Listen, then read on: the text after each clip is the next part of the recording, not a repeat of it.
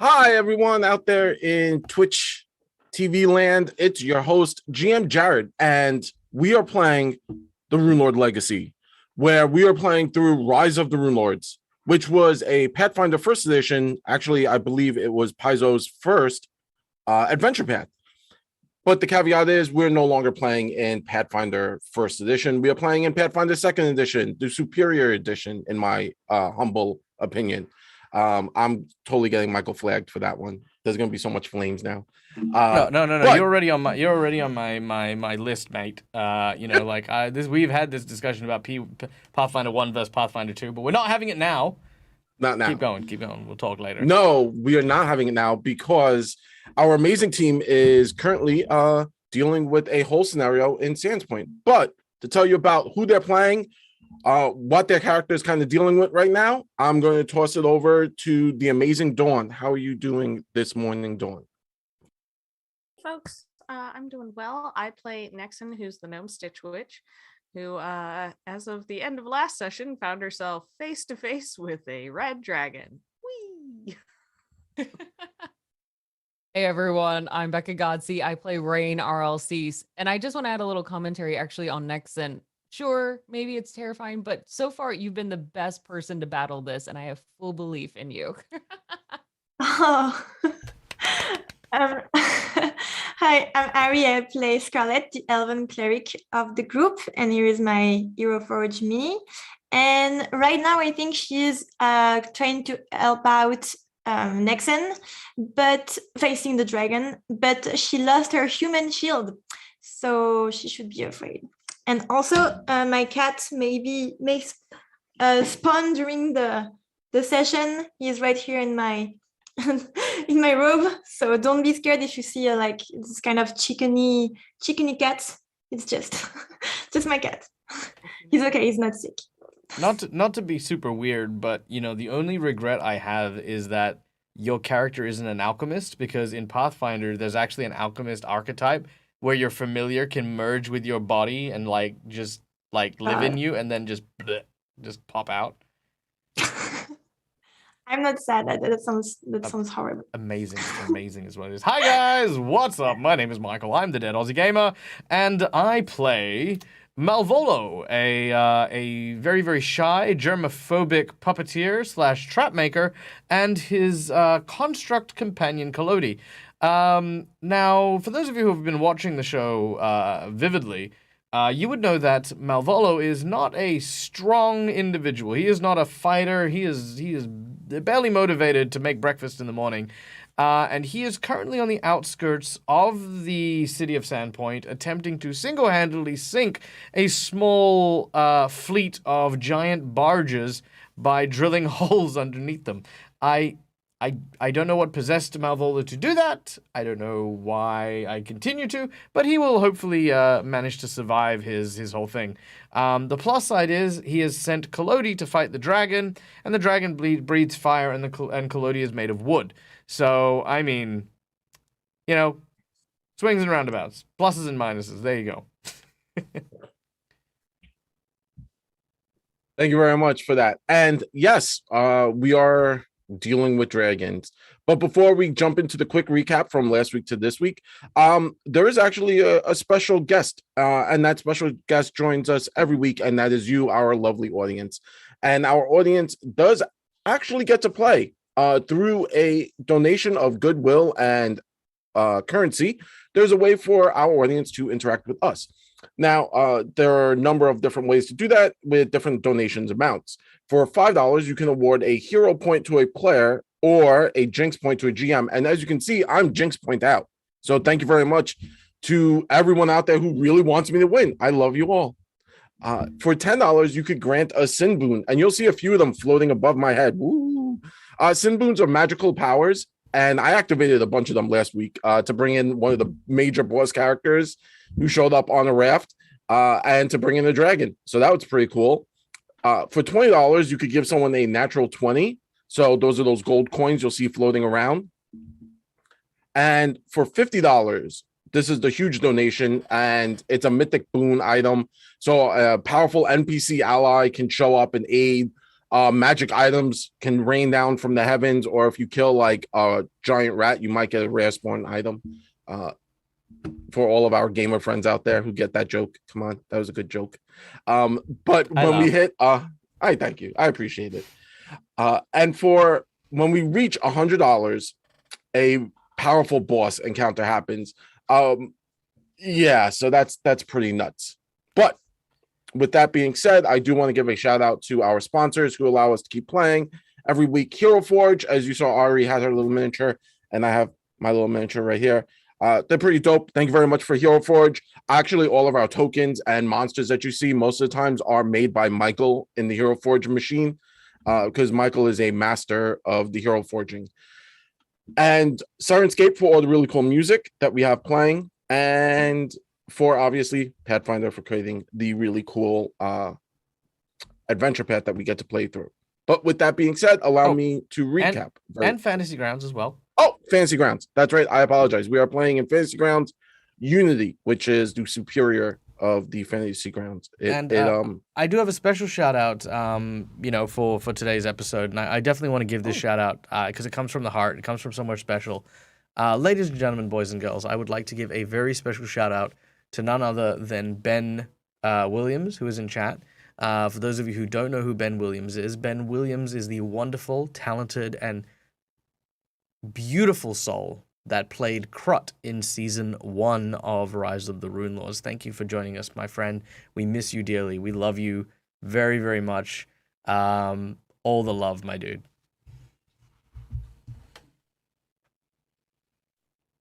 Sorry, I brought everything down. We love you. You're here. Let's go. Let's go.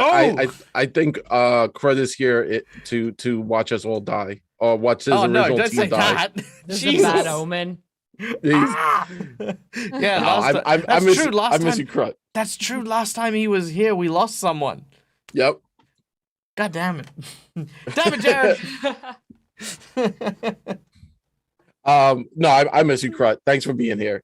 All the love. But yeah, with that being said, allow me to jump into recap. So our party had made effort to kind of protect and entrench Sandpoint. They have a few guards with them. As they were trying to protect, they thought they had more time. Bells started ringing. They saw giants on the horizon. Giants started coming. Marvolo and Nexon trapped up a bunch of stuff. They set up a bunch of traps as Scarlet and Rain were trying to come back. They realized, oh shoot, anything with red string is danger, so don't touch red string. And that's really smart because Nexon is a tiny person, so the giants wouldn't really notice the red string that she was putting and the red bows because they're too big. It kind of goes over their view. So they were holding it down at the main gate. They had giants on the retreat. They were holding it down. There was the giant slayer Jack, who only had a few days till retirement. With Rain, that was working out really well. They held it down. As they were holding it down, they saw giants and giant bears over by the bridge. Marvolo had set up booby traps, blew the bridge up, boom, bridge disappeared, and they forestalled the giants coming over the bridge and invading the town. So now they're holding the line. And then on the horizon, a storm appears, and everyone looks at Rain, the druidess, and they're like, Rain, what are you doing? And Rain's like, that ain't me. And it turned out to be a red dragon because when it's very hot in the sky, that's how you get lightning. That's how come. So lightning and thunder, red dragon shows up blowing fire. At that point, Nexon's like, hey, I got this, guys, and cocks her bazooka that was donated. And she runs off to go fight a red dragon with basically a bazooka. It's a magical mortar.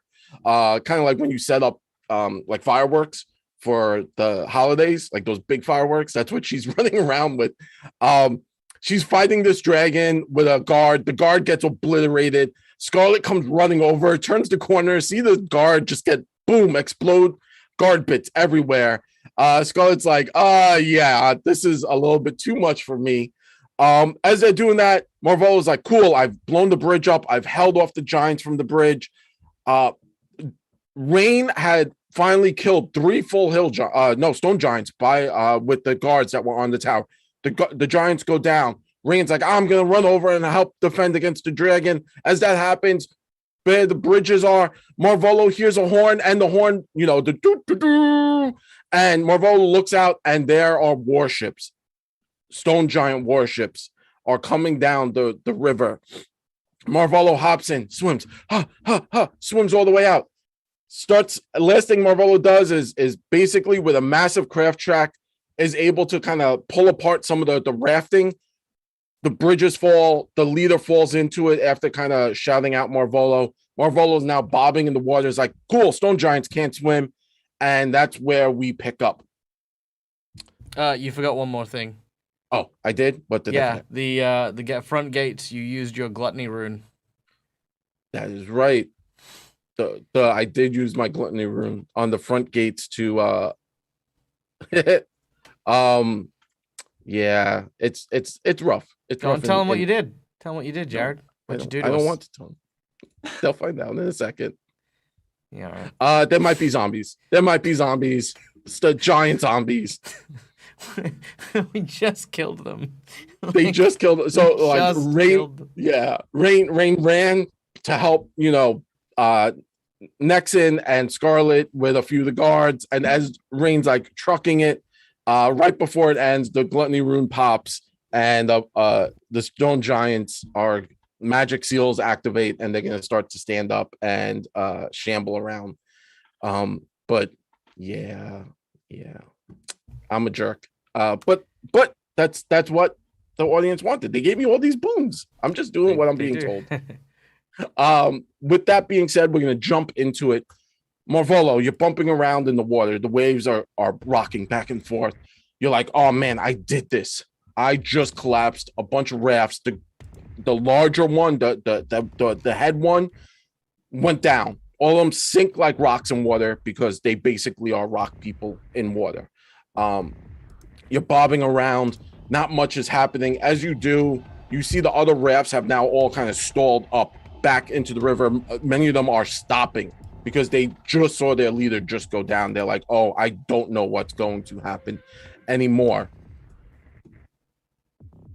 As that's happening, you saw off into the distance the gluttony rune appear into the sky, and you now have the notion that something negative is going down, something magical is happening. With that, we transition over to kind of the opposite side of the river, the bank, not on the city side, but on the bridge side, the wilderness side. As you're looking out over there, you start to see black shapes form underwater, and one of the larger ones is kind of like directly underneath you. As they do, the water starts to part and ripple away from you. And you start to see large black shadows maneuver towards the coastline. As they head to the coastline, a hand reaches up out of the water, and it's a giant, massive stone hand, and it starts to crawl and pulling itself out of the water. It's the one that was leading the charge. He's making his way up onto the river bank. Sorry. I could have sworn you were about to say he's making his way downtown. Walking fast. He might be, actually. There's so many things. Yes. There he is. As he makes his way onto the river bank and starts to stand looking angry at everything, he reaches around his neck, and you see these bone pendants, each one glowing, and he holds it tight, and it glows red, and his eyes glow, and the runes on his body, the arcane sigils start to light up. He's not a rune giant by any means. As that happens, we shift to where Rain, Nexon, and Scarlet are, and you see the dragon, the red dragon that you're fighting. It's on the floor, it's slashing and fighting. Nexon had put up a web spell to drop onto this creature, and it's fighting and biting and tearing and roaring, and all of a sudden its eyes go red, and the rune symbol appears, and then it stops, and it starts to beat its wings, and it starts to rise up. It's in the air now, hovering up high above everyone. It looks, and its head twists directly to where you are, Marvolo. You can see it looking out at the water, and it's one hard push, and the thing flies up into the air, lightning, thunder crackling around it, and it starts to beeline straight for you, Marvolo. What would you like to do? I want to point out, if you kill my character, that doesn't make you any more right about Pathfinder 2nd Edition. You know that, right? I want to tell you this. Okay, killing me solves nothing. Why is he after me? Well, you know why he's after me, though? Is because I just received a sin boon from our lovely friend Nemo, who has given me the Gluttony rune. Ooh. Thank you, Nemo.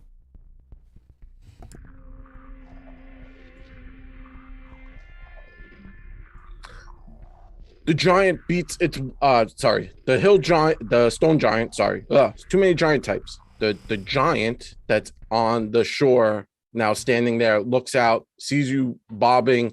Some of his generals or the larger other giants now finally make their way to the shoreline. These black shapes just start to appear, shadows on the water start to appear, crest over the water, and the water just kind of comes flowing out of them, and they stand there now cheering as they could see the red dragon making their way towards you.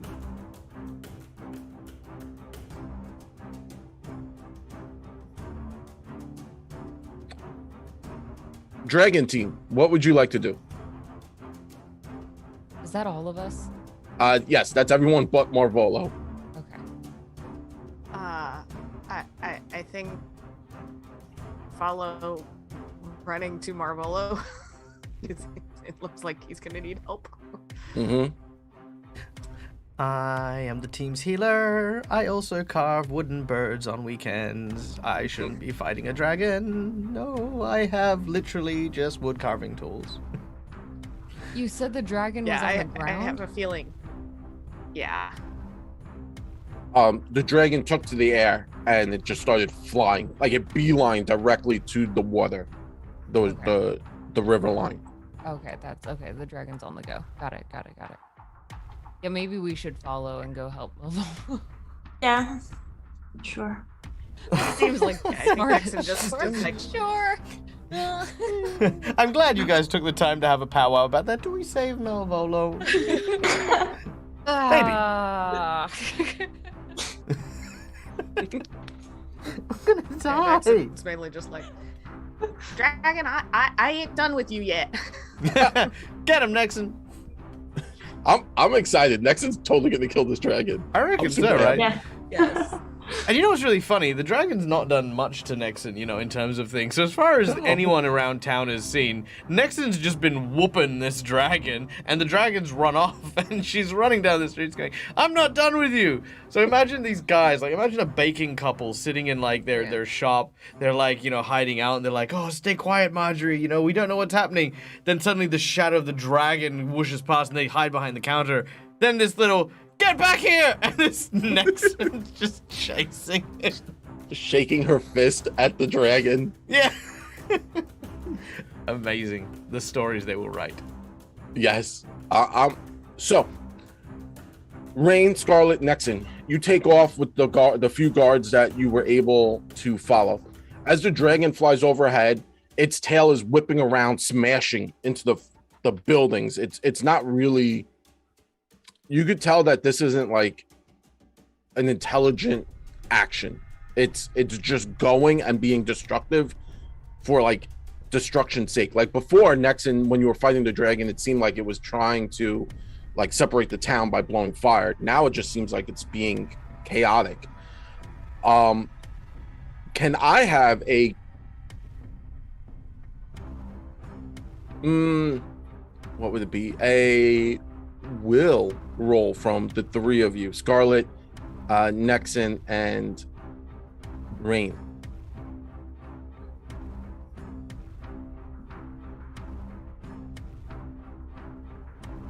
I see you, Scarlet.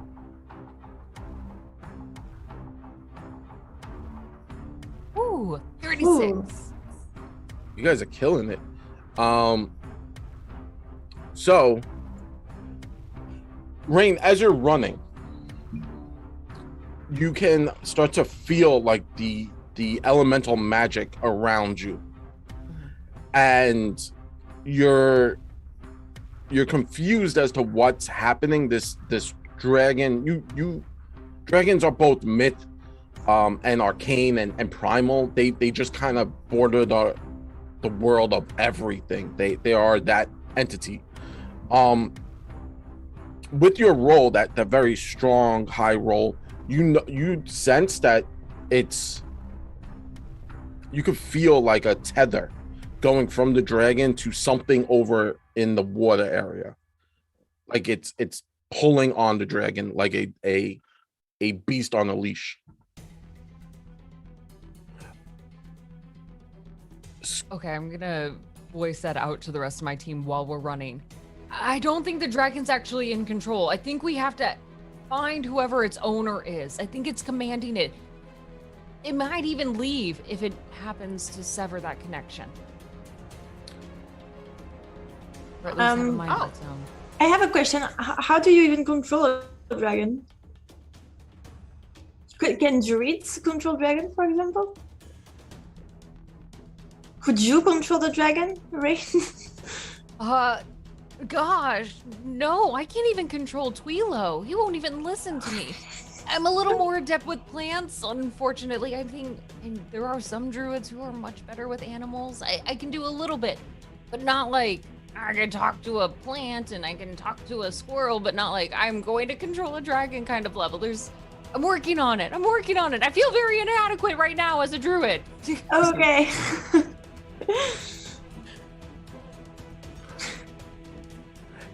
As the group rushes and starts to head off, Nexon and Scarlet, as you're moving, you are passing by and you're kind of running down the streets, running past townsfolk who never really left. They didn't really believe in it. They didn't want to leave their shops.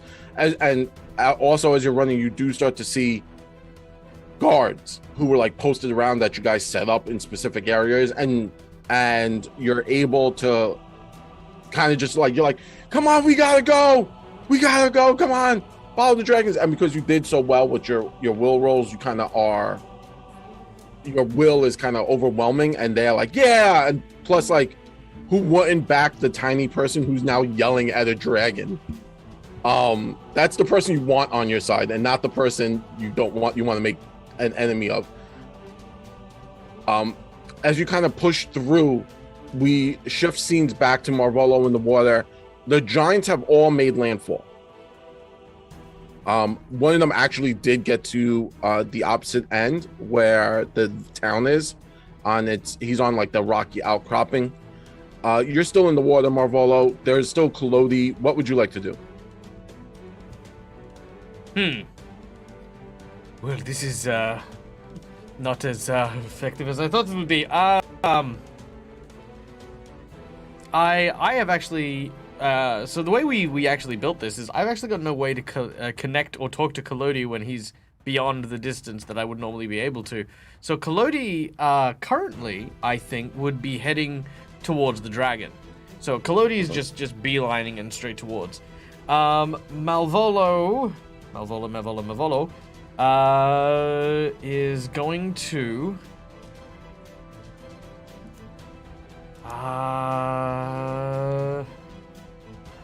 okay. All right. I have an idea. This is a terrible idea. I need to get out of the water, but I can't swim. What I do have is I do have bits of debris and flotsam from the raft that I dismantled, correct? Yes. Okay. So what I want to do, this is going to sound insane, and I'll burn a hero point if I need to. Malvolo, seeing a large bit of lumber that the giants were using to make a raft, quickly pulls a rope out from his waist and lashes it over the top. Using the leverage of the rope, he pulls himself onto the top of the one single piece of wood. I need to get to the other side, so what I want to do is I want to drop an alchemical bomb at my feet, but I want to run to the back of the bit of lumber so that as it sinks into the water, the rear end gives me some propulsion so that I can try to jump onto landfall closer to Sandpoint. Oh, so you want to use it to kind of like throw you forward? Yeah. Got it.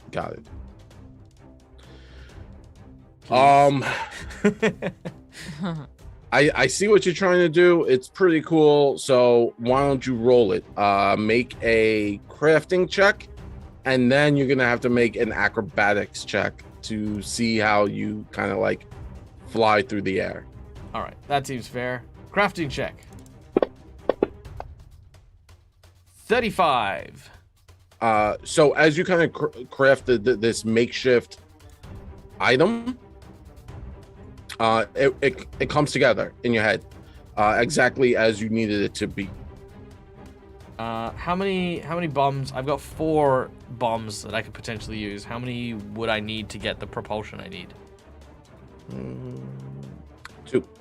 So basically the idea is that using the force to force the log down so that the back end goes up. To like throw you, yeah. Yeah. So out of the 4, how many would I need to use? 2. 2? You have like 2, and you know what's going on. You have a pretty good concept. All right, cool. That leaves me with 2 more. Done. All right. Then an acrobatics check as the explosion goes off. Yep. That's a 12. Oh. As the explosion goes off, it launches you into the air, Wall E. Coyote style. You just fly up, and at this point, Scarlet, Rain, and Nexon, you now hear a large explosion sound, and you see smoke, and then in the distance, you just see a little figure kind of flying through the air. All right. The question is, am I going to make the distance? You will make the distance. You will bust your butt when you land. Okay, I'm gonna try and do something even cooler, maybe. Okay. I'm gonna burn my nat 20 for this. Okay. With the 2 remaining bombs that I have. As I'm about to hit the ground, I want to throw them directly down, and I want to try and bounce forward even more to try and get towards where the dragon is. To like kind of like in the direction of where you see the dragon coming from. Yep. All right. So you throw them onto the floor. Yep. So just pretty much just like so that I'm far enough that I'm not going to take the fire damage, but so that as I've slowed down, it's basically going to ideally keep that forward momentum and just add some elevation to it. Got it. Yes, that is a situation you're doing. Yeah, go for it. Let's see what happens. Okay. So I bet the natural 20 just for the ability to do it, but let's craft check to see how it works. Okay, so that's a 37. Yep. All right, acrobatics. Oh, 19. Hey, that's pretty good. So you throw yourself in the general direction of where you see the dragon kind of coming from. Under your feet, the explosion happens, and you land relatively safely near the group that is now coming, chasing the dragon. As you kind of come over, you can now see the dragon is up in the air, being all dragon-like and roaring. All right. Question. Yes. Is the what's my elevation compared to the dragon? The dragon is about 40, 45 feet above you. All right. Is there any way I could land on the roof? Of that building right there? Yeah. Sure. Okay. Yep. That'll get you There's by basically eye just level. this clatter as.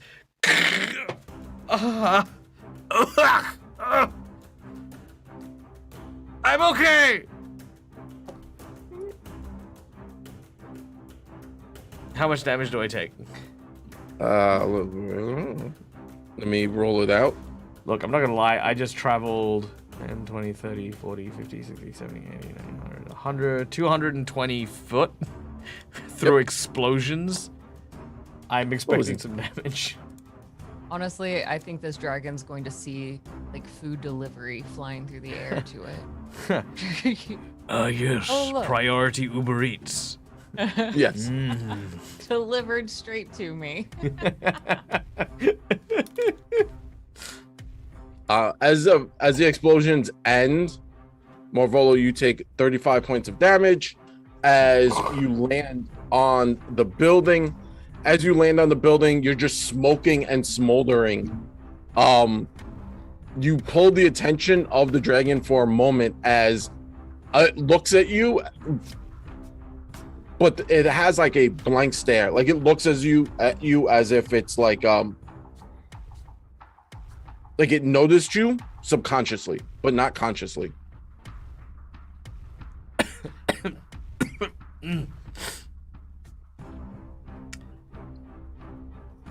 Dragon assault party. You finally make your way. You now see Marvolo standing on a roof, standing up, kind of dusting himself off, smoke just kind of coming off of his body. As you do, you see the dragon kind of flying overhead, and it is upset. But it didn't stop. That's the weird part. It did not stop moving towards Marvolo or anyone like that.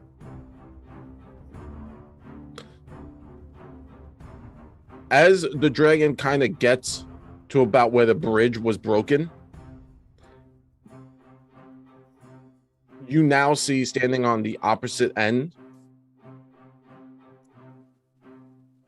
the hill giant with these stone, these bones around its hand. As he's holding it, his eyes are now red, and the dragon lands. And out of the dragon's void, the dragon starts to open its mouth and starts to talk. Marvolo, you were the only one who heard Terracantis speak before, and that is the voice that comes out of the dragon's mouth. And it says, "You have put up a decent fight. But if you value your lives, you will allow us to pass and get what we came for. Give us your greedy. This town is a cesspool of it. We will take it and be on our way. Stand here in our way, and I will burn you all." And as he says that, the dragon's nostrils start to ignite with red flames.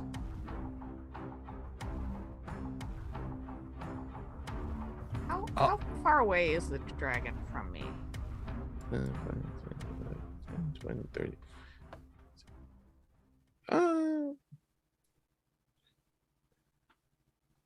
About like 80 feet. Well, give or take. Yeah, Nexon doesn't know who it is that's talking to us. Malvolo will tell the others. This voice, the giant across the river. Oh my God, my spine. He is that one with the large club axe thing, the glowing eyes. The voice that is coming from the dragon is his own. Well, I don't think you should be in control of a dragon. And Nexon's going to pull out a bit of string and cut it and cast Dispel Magic. Oh. Oh, Oh, Roll can I make a drama request? Yes. I want to hear Nexon's response to this dude's like request to like let him pass as she's casting this, because I've got some music lined up that I'd really like to try out.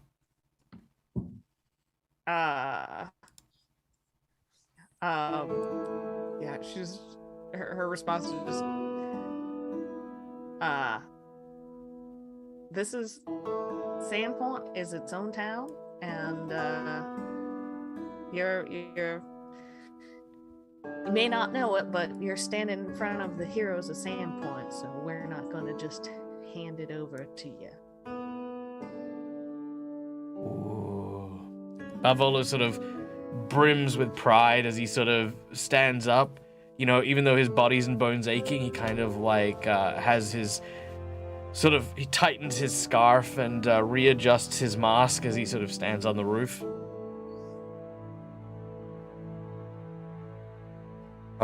As Nexon, you say that, and you cut the twine, trying to sever the magical connection. The spell magic. You are trying to affect a magical item. You need to use a counteract check. So you would use your spellcaster. What's the word? Thingy.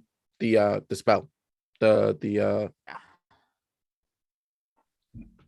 you roll your caster die, which for you is intelligence, correct? As Yep.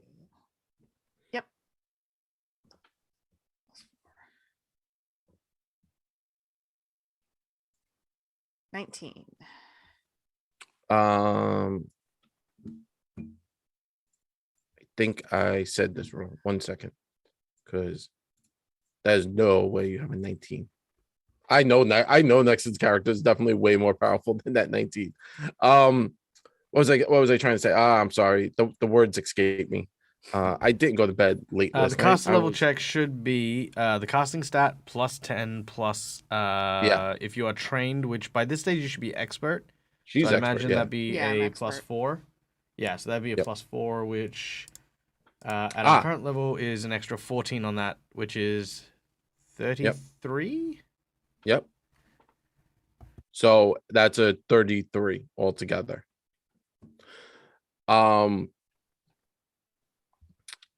So the funny thing is, I'm going to say you got a success. Counteract the target if its counteract level is no more than 1 level higher than your counteract effects level. So it's your dispel magic level. So you achieved a success. So you kind of sever that connection between whatever the big guy is doing and you. As you do, Rain, can you give me a will save? Sure. Sorry, because this is about to get chaotic. 28. Okay. All right. So, Nexon, as you reach out with your magic and you cut the line, and in the air, you actually see the strand that's kind of following from the dragon around the dragon's neck, this like arcane collar. It just appears as Nexon cuts the string. The collar snaps off the dragon. The giant in the back holding it, the bone kind of crumbles into its hand. With the release of that much primal energy, it goes chaotic. I need everyone to give me a reflex save except for Ring and Nexon. And I have to roll my guys too. In that quick celebration, can I pick up next and be like, wow, you did it? Just real excited. Yes. Who rolled the 1? Marvolo. Oh. It's okay. Is it though? I think it's okay. Mr. Bad Back over here with a 1. Yep. Oh no. Oh, my guys aren't doing so well. They were doing really well early on. All right. So, as the explosion of magical primal energies erupt around you, you see that the dragon roars and releases, like it's now released. It's free of whatever was holding it. As it does, all that primal energy has to go somewhere, and lightning starts to erupt off of this dragon and flies every which way. If you got under a 25, you're going to be taking some damage. Rain, the reason why you didn't have to is because you made your will save. That was a 28. As you made your will save, you kind of like pick up next and you're like, yeah. The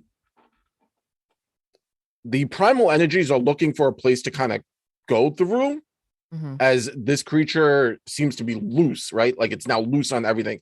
As these energies are going and trying to look for something, you're the beacon, you're the thing. So it starts to go into you, and you start to take on red scales, start to grow upon your body, and you start to take on its elemental force, and you can feel like a weird connection to this dragon at this point. Yes. Setting Nexon down, I sense this energy going wild, and Rain on this space jumps up, arms open, and her antlers are just like this conduit of energy, soaking it all in. And this brown fur begins to harden and scale up, turning into almost a reminiscent of that red dragon. Those horns even, they're going to get a little bit thicker and turn very almost red, a burnt red, especially at the end, as if they're ashen. Nice. As that happens, next thing you kind of turn around, you're like, yeah, I let the dragon go. Oh. And it's great. You did a good thing. Like now it's more of its own free entity. But now Rain is kind of absorbing a lot of that draconic essence into herself. The dragon turns to the stone giants and gives them like an eye, and then turns to the town, and the stone giant general, holding that amulet in its hand, sees kind of like a realization kind of crosses his face as to what's going on. And he looks at his men and he screams, "Get it!" And they're going to charge the red dragon. So the red dragon is now being charged by 2 stone giants. As the lightning is like is it still kind of flying around the place? The giant landed. It's probably going to start to take off. It's going to become a mobile lightning storm. Okay, and most of that is like hitting Rain like a lightning rod. Yeah. All right. I'm gonna have Collodi at this point sort of have caught up, as it were. Yep. Like, he's been running after the dragon this whole time. Could have built him bigger legs. And I'm gonna build him longer legs. go, gadget legs. And thinking it's kind of gonna work like electricity.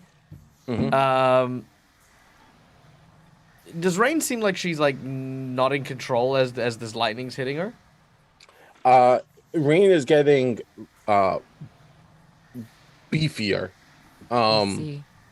Yeah, it's Rain is getting beefier, and her horns are becoming kind of like cracked and looks like pumice stone, like ashen. Okay, I'm gonna go Guardians of the Galaxy on this, and I'm gonna have Collodi reach out and grab Rain's hand. Kalodi, as Kalodi kind of runs up, Nexon, you're right there staring at Rain. Scarlet, you're in the back. You have the guards have kind of like taken up a small formation around the group at this point. So you're kind of in the back, kind of like seeing what's happening. Kalodi rushes past you, dives, and starts to like reach out for Rain's hand. As Kalodi does, he reaches out, grabs Rain's hand. Rain, you look down, your arm is at least like double its size, right? Like your forearm, you're getting bigger. Kalodi kind of reaches, grabs your hand. Kalodi needs to make a reflex save.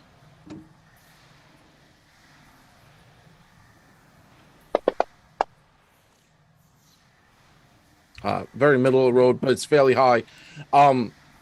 Reaching and grabbing onto Rain and like actually getting like a good hold onto her. Kalodi, you're using it like you're trying to Guardians of the Galaxy, like, oh, we're friends, like it's gonna go through her and get into me, and then we're gonna all kind of like hold hands. That's cool. You forgot you have a magic lightning sword. I do have a magic lightning sword. You do have a magic lightning sword, and what does that mean? The chain sword. I wonder That if is that the would be chainsaw helpful hand. right now. It is. It's actually pulling in a lot more of that energy than Kalodi thought, and Kalodi's arm now starts to become draconic in essence. The blade itself starts to reform and become where once it was a chainsaw, like those buzzing, whirling blades that he uses, they now start to like form on his arm, and he has like metallic scales start to grow on his arm, and his arm is getting larger and larger, and he's holding it. He's holding the energy, but it's filling his arm.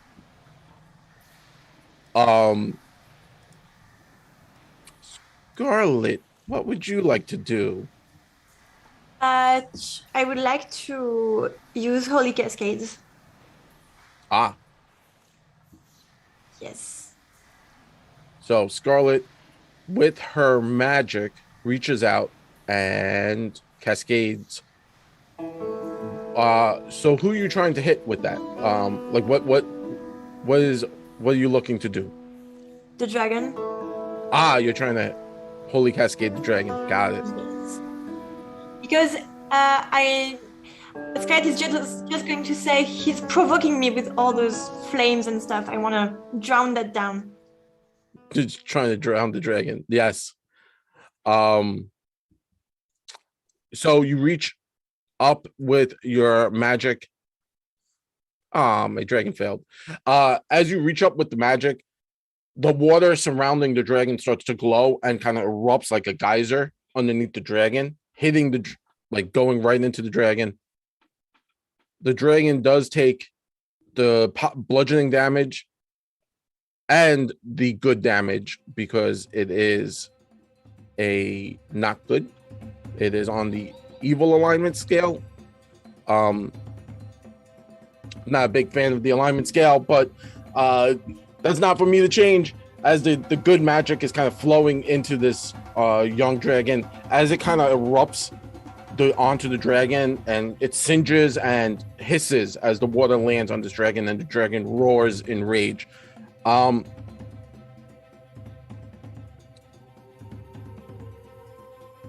With that, the dragon, who was once looking at the stone giants that are rushing it, now like spin and see where its magic comes from, and there's Scarlet like with her hand like up, just casting that spells out, and the dragon looks at you and a snarl crosses its face, and it takes a deep breath in, kind of like inhaling all this energy that is kind of pulsing out of it. And I now need everyone to roll initiative. Yeah. Nice. Nexon has just gained inspiration from Malakisa, and Aya Janasi has granted myself a inspiration as well. Thank you very much for that. That is important. That's going to really affect this scenario right now. My guys rolled in when I activate them. That's the one cool thing about Fantasy Grounds. When you activate them or bring them over from one map to another, it rolls their initiative already. So You guys just have to roll. Marvel, look at the I names. don't actually have the map. Oh no! I don't apologize. either. Yeah, me neither. I thought I sent everyone the map. All right, that's You, fine. you It's didn't. not as bad as- I saved it from last week because I'm a good boy and I did my homework. I apologize. That's on me. Brownie points. had, like, Don't kill me. I had like 6 maps open at once at one point. Sorry, I gotta move you guys up a little bit. Which one is the giant in charge? What's Ah. his name? That's this guy. Terracotinus. Okay. That has words. Got it. Also, just for fun, for those of you who missed it in chat, I made a very quick Hero Forge mini of my arm exploding. Nice. Oh, that's so cool. I was pleased. That's perfect. Michael is a ninja on Hero Forge. Are you still doing those the Hero Forge creation videos? Mhm. Yep, we've got Quincy from Quincy's Tavern joining us on Wednesday to build a character. Ooh. Go That's check gonna be that a lot out. of fun. Yeah. All right. So we all roll into initiative, kind of changing things up. Rain actually took the initiative on this one with her 34. I forget that they are still working on the Colodi Marvolo initiative. So Rain, you kind of have this, right? So it turns to your turn, right? So now we're in those initiative round situations. It's your turn. Please give me a will save. You have to beat a 28. That is the number to beat. Yep. Can I would be very happy to re-roll. Would you like to take the your hero point? Not the nat 21 yet. Okay. So the hero point, please reroll. Yeah. Just a regular. I believe in it. There we go. 33. Wonderful. As you are kind of fighting off this primal energy, you kind of drop to your knees and you stamp your hands into the ground.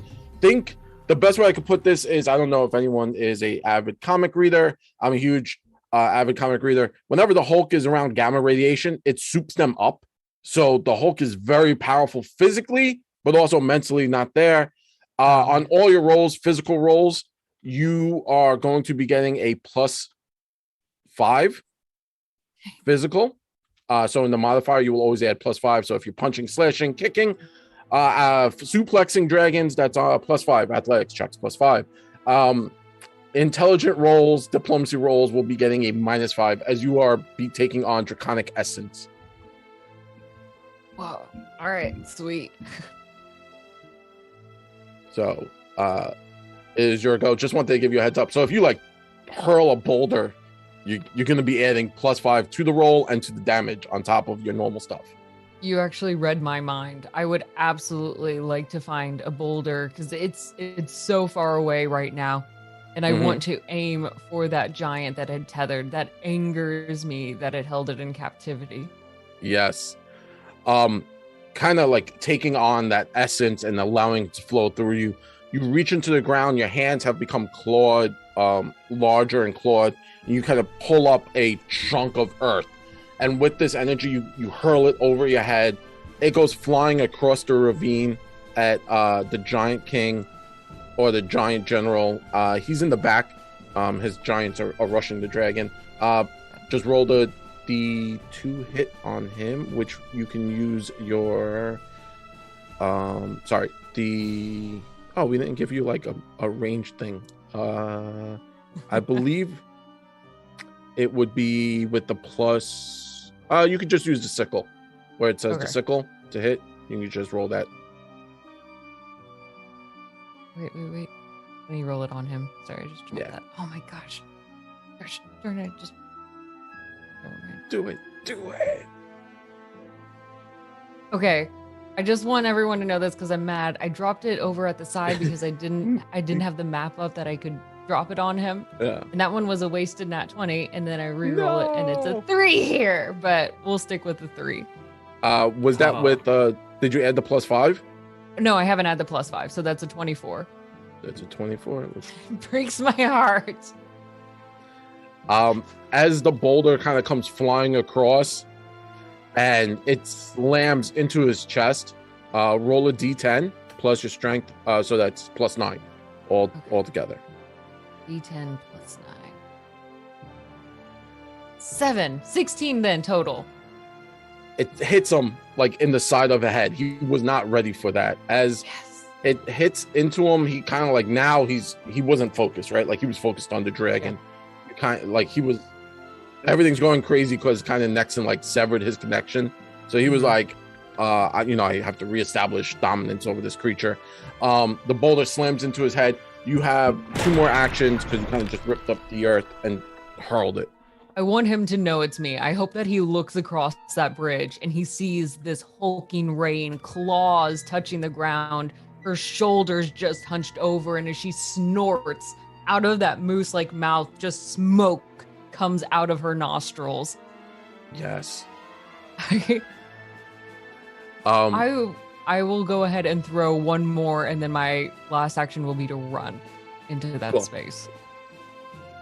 Same thing, just add that. All right, that'll be a 29 technically. That will hit, so same thing, d10 plus 9. 16 points of damage again. Nice and easy. So second rock slams into him.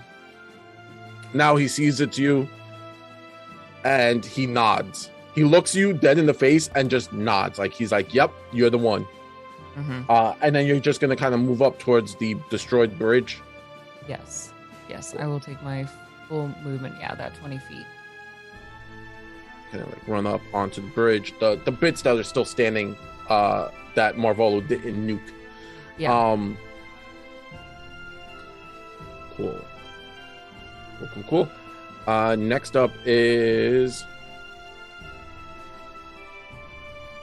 Oh, that guy's not here.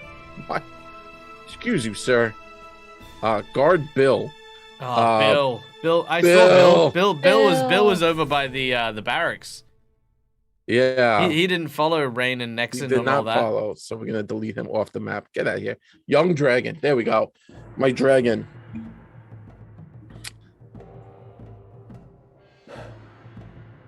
He's a juvenile dragon. He's young in the teeth. He looks, realizing what's going on, seeing the giant rushing him. Boosh, boof, boof. Starts to take to the air. He's going to spend one action to fly up 40 feet. As he does fly up 40 feet, he surveys the field, and around him, lightning crackles as energy is just whipping off of him. Takes a deep breath in and unleashes a breath weapon. Firstly, he unleashes the breath weapon onto our... he succeeded. And he failed. Okay.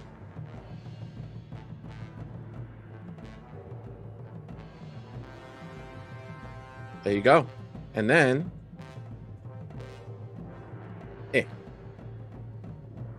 Three. All right, in 3 turns, my breath weapon will be back. Unleashes the breath weapon. So this guy is 40 feet into the air and unleashed fire all over these stone giants that are rushing him. And that is its go. Nexon, it is your turn. What would you like to do?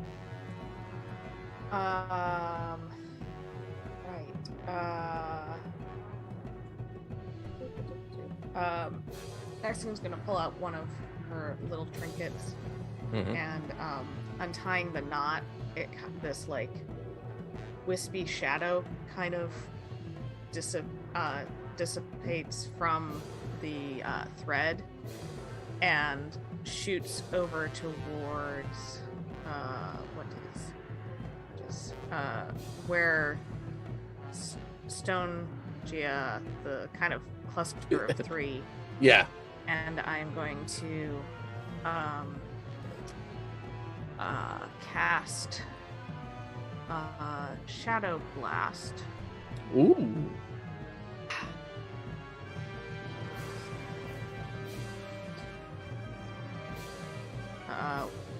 use the 15-foot burst, so it kind of hits all 3 of them. Yes.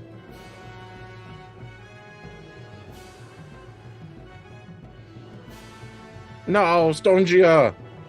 I loved you. So yeah, and let me Yep. grab the thing.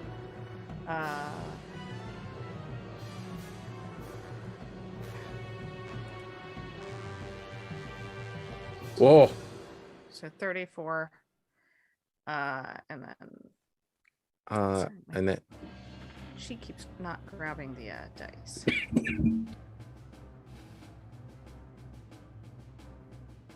Should I roll damage each time, or no, we'll just take apply the 34. 34? Yep.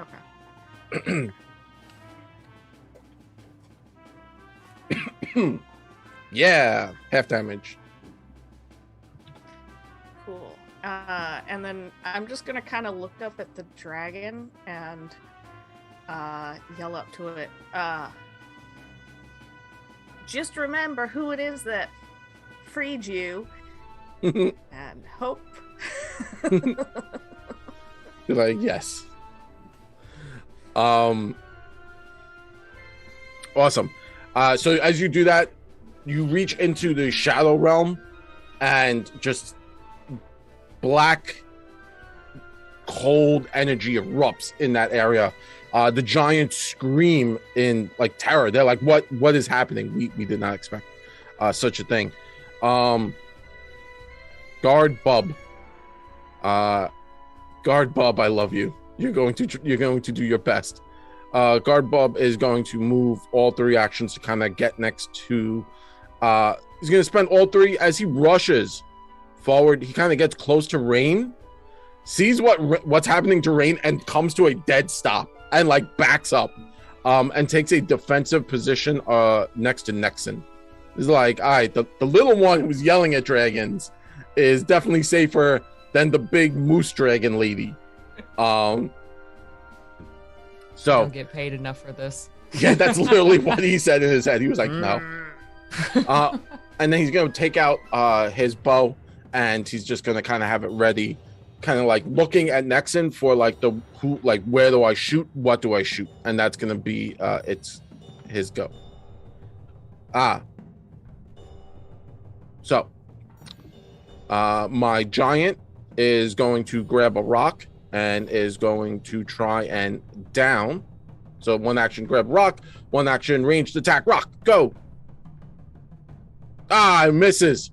So he hurls it, and then he's going to kind of run up and going to make a grab attempt at the dragon. So he's just going to make an athletics attempt to see if he can grab the dragon. So this is at a -5. Sorry.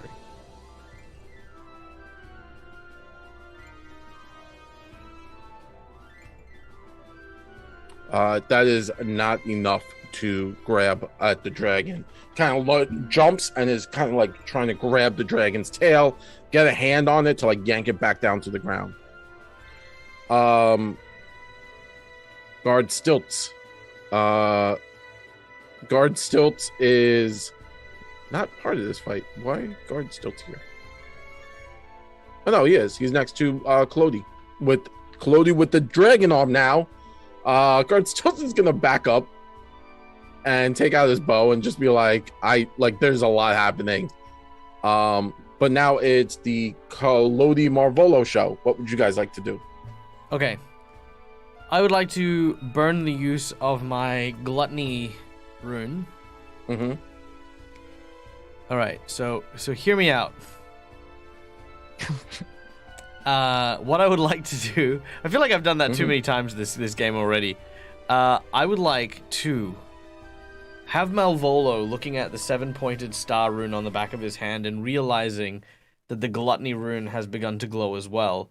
He focuses and channels the necromantic magics within that gluttony rune, and I would like to summon Cassandra, who comes in tow with 3 giant zombies that she has seized control over using her necromantic powers. and I want them to throw rocks at the other giants. Okay. So we're here. Because Cassandra, being our former player who was the gluttony rune person, should still be in town technically. And I mean, if you can raise 3 giant necromancy things to have them fight us with your gluttony point, mate, I don't see why I can't take them off. Can't do the same. Fair enough. So I do not have Cassandra leveled up. Oh, that's okay. I have a. Well, she'd be more there for Just control. Yeah. Okay. It's more the giants that I'm interested in, but obviously Malvola doesn't really necromancer, but Cassandra does. Yes, that is very true. Okay. Bestiary. There we go. But for an honorable mention, I will add our lovely Cassandra to the battle. Also, She's back. She's back. There we go. Yay! Be neutral. Alright, sorry. Just doing the thing. Let's see. Where will they appear? They will appear over here.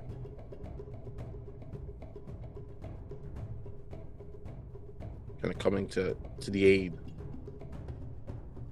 Looks like a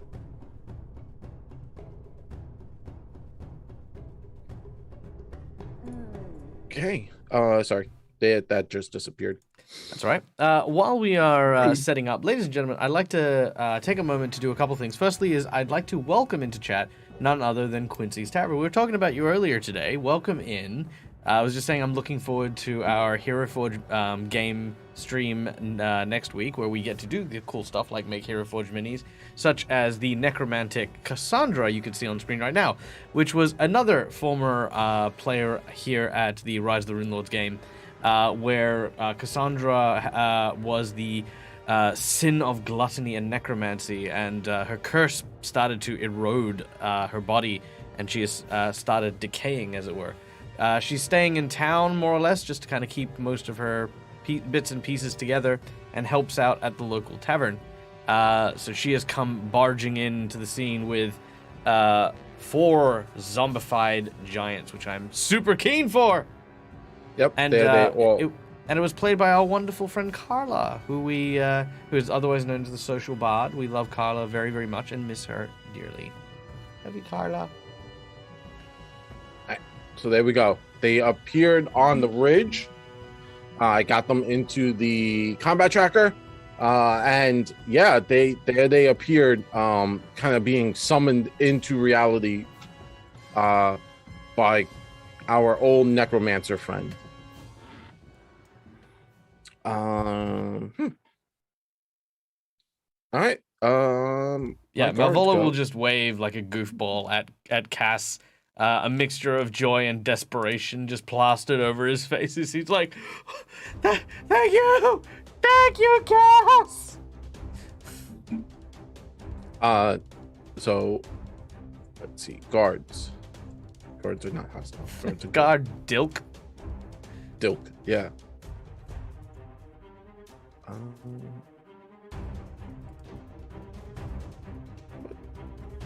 There's just a few bad guys here. Oh, Yeah. Hold on. So let's least see. we've got Okay, some so we have. friends. All right. Terrakintus the giant, who was the mage enslaving the dragon. His 2 Yes. buddies, Strongja and Hilogu. We have, I don't know, what's this guy's name? This guy. We have Orgblus over here, Yeah. just kind of chilling out. We That's have definitely what I'm gonna name my first child. Orgblus. Orgblus. Yeah, I can see Yeah. that. It's a cute name. Patchy. Patchy. We have our undead that have been summoned by our ally Cassandra to help us fight. We have Rain, our Alcese moose person druid. We have our Malvolo on a roof, which is my puppeteer. We have Nexon, who's over here next to one of our guards. This is Bub. We have our puppet Kalodi, 4 extra guards basically surrounding the enchanting Scarlet. Basically an entourage with no other goal than to protect Scarlet from everything. Yeah, they literally just surrounded her and they were like, this is who we will protect. Yep.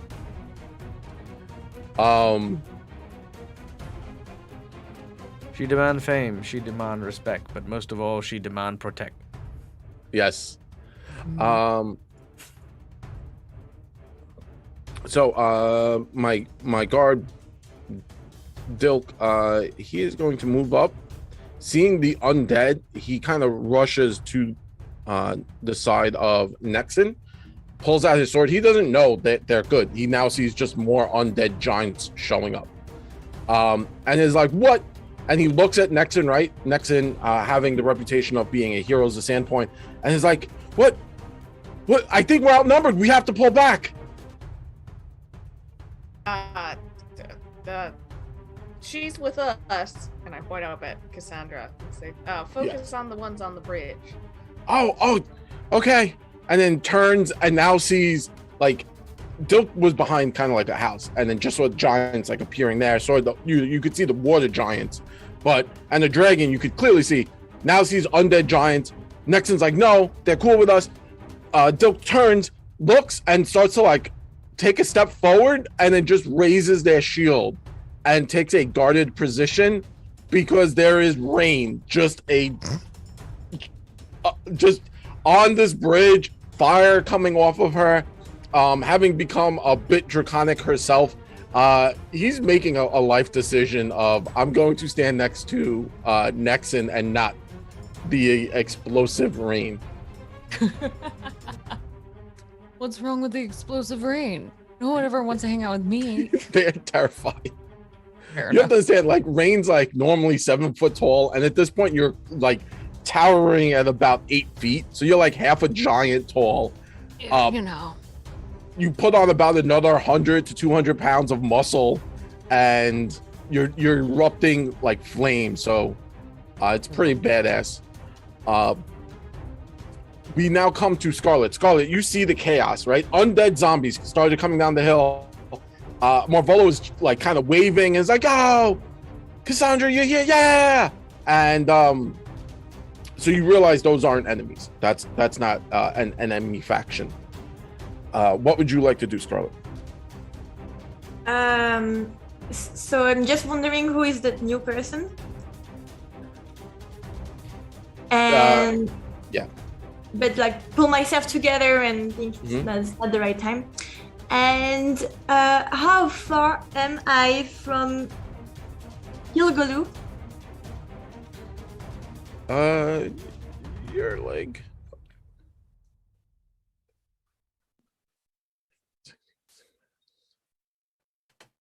about 80 feet, give or take. All right, so I would like to use Chilling Darkness on him. Ooh. Yeah. More darkness. They're all dudes, or are they non-binary or? They Hilgolu. Giants have genitals. Yeah, I believe this is a male giant. I'll say that these 3 are males. I don't want to misgender Hilgolu. I think that's the least of Hilgolu's concerns at this point. We may be fighting, but we respect one another. Yes.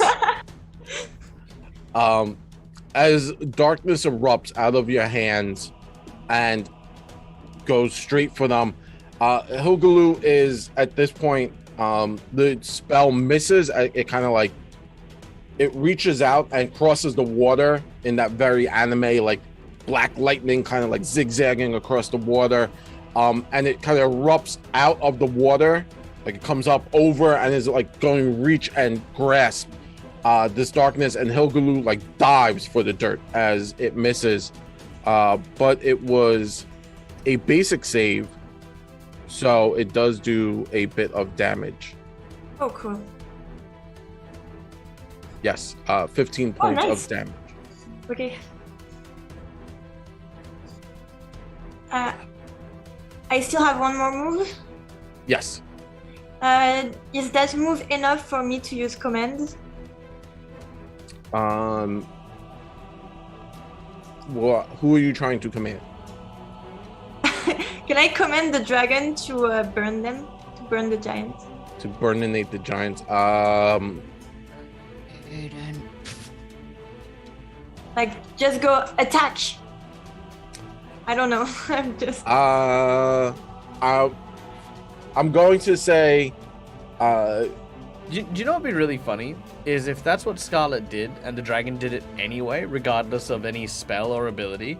And it's almost like, you know how you watch like a child conducting like the orchestra and like in front of a TV? Yeah. I can imagine Scarlet like with this dragon, like, yes! Dance to my commands, burn that guy, stomp that dude. Ha ha ha ha! I am Scarlet, the Dragon Queen! And meanwhile, the dragon's just doing its own thing.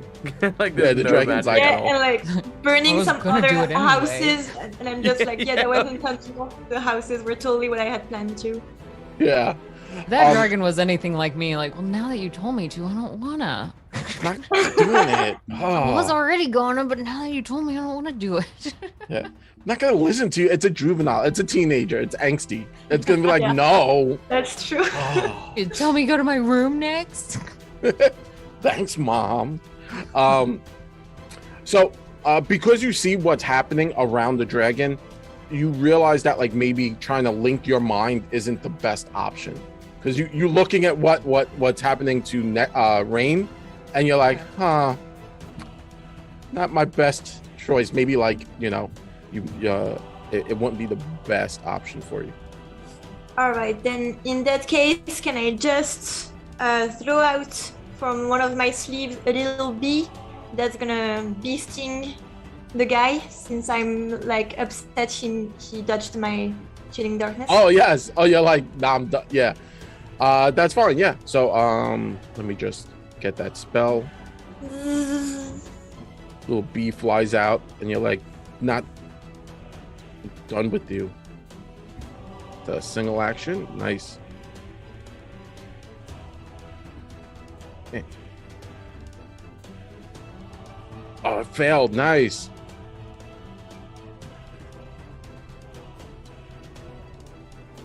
And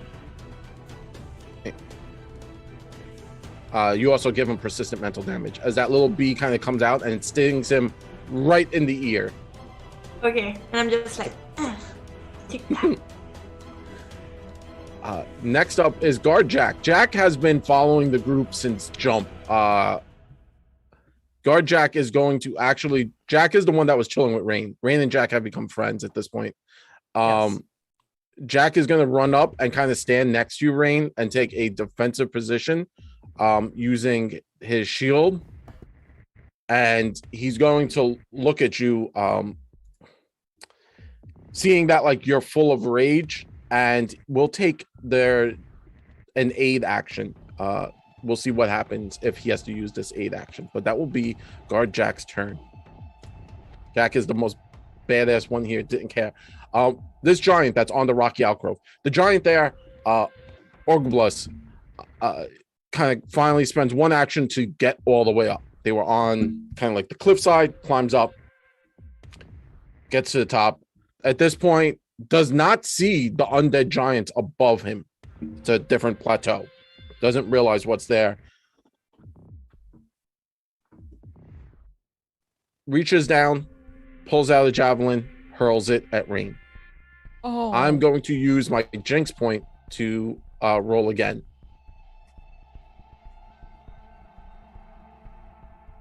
Got that hit. there. You 12 points of damage with that mighty one. So 2 actions, and then third action is just going to start to move up, and then as it kind of comes out of like that weird smaller path, comes out and now realizes that there are undead giants above him, and it's like, oh you can see like sadness kind of crossing their face. Sam, what's Sam gonna do? Sam's gonna stay next to take up a guarded position around Scarlet. Rain, it's your go. Please make a will save. I will. Nat 20!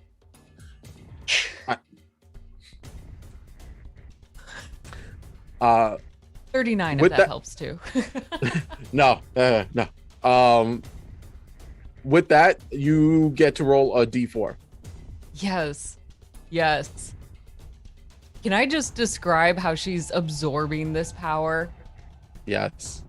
Like Rain is soaking in the rest of this energy as if her entire soul was just necessary, pulling all of it in, and her antlers are going to grow even larger, and the scales go down across her arms, and her hair begins to go white in this transformation, just imbuing itself throughout her. And she's huge. Her shoulders are so broad and massive.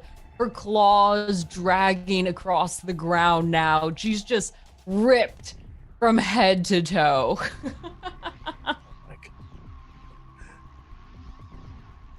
You have 4 full turns where you will not have to roll to keep control. And you also now gain a breath weapon. What? It's like Burning Hands, 15 feet. And it's just going to be your spell modifier. But yeah, you're more draconic than before. But please take your turn. Yes.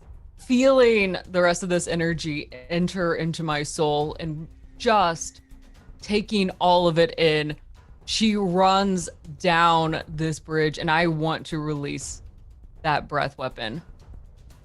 Oh, yeah, well, I'm like right there. Sorry. what Oh, hap- you were moving me. Thank you. No, I was trying to move you. I guess I would closer. have to jump across because it's broken, isn't it? Yeah, do you want to make a jump? Yeah. You Yeah, I'll got make a it. Like jump. you're pretty brolic at this point. Yeah. All right. So we'll put you on the opposite side then, underneath the dragon. As you land under the dragon, you're surrounded by these hill giants. These stone giants. And what would you like to do? I release my breath weapon. 15 Just feet. Snorting fire. Yeah. You will be able to hit all 3 of them in this breath weapon. So just use your produce flame spell attack. Okay. That's the best way to do it on each one. All right. Spell attack. Is that the It's like- M spell or R spell? That's the M spell. M spell. Okay. Cool. Yeah, and she just lets this echo throughout as this fire. Think of it like almost as a roar meets a bellow, like a big moose bellow that Nice. goes out. Right, there's one. That was the R.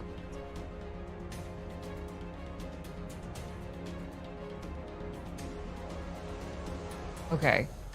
All right. So it's 5d4 plus 5 on all of them because they have to make a reflex. They're making like a reflex against it. So Okay. just roll it on. Or you could just roll it in the chat and then we'll just allocate the damage. Okay. How do I pick up multiple dice again? With the shift. Shift. And then you right click the die. And then it should say 4 times. Oh, I see. All right. And you said 5 d4s? Yeah. Boom. 12 points plus the 5, 17 damage. Nice. Moose Might, 17 points of damage. Ooh. They're getting just hammered on this side of the field.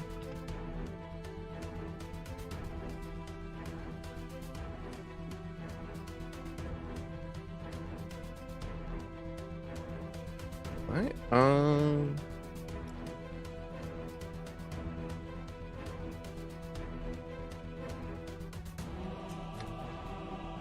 They're oh That's a good response. That's what I was hoping yeah. for. So that's all 3 actions. Rain is just now allowing herself to become imbued with this draconic essence. My young dragon goes. The young dragon, seeing Rain kind of like jump over, takes a deep breath in and smell like this dragon. It doesn't understand what's going on, but you definitely smell draconic. It's still in the air, and it's going to start to. It now flies like up over you and starts to take a like hovering position. Not sure as to what is happening. The creature is in a weird state or a sense. Let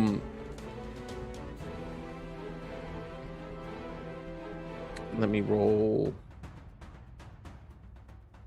Let's see. 3. All right, let me go to my book to see its morals or morale.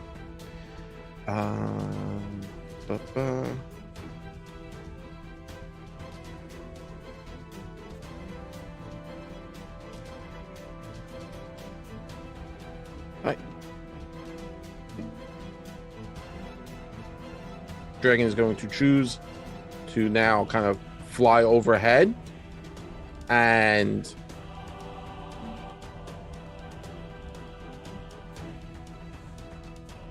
where's my spells? My dragon has spells. There we go. Going to cast a spell upon itself, and its scales start to shimmer with arcane energy as it's going to cast mage armor on itself for protection, because it doesn't know what's happening, and it's actually going to kind of like fly over rain, so it's like hovering above you. Okay.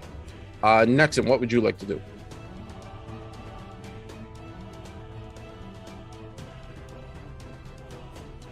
You're muted, Nexon. That probably helps. I'm going to move up to just by the bridge. Yep. And pulling out another little bit of string, she wraps it around her hand and reaches out towards the little giant that crawled out of the water. Oh. And says, you know, something's a little funny about your shadow, and I'm going to cast Malicious Shadow. Oh no. On him.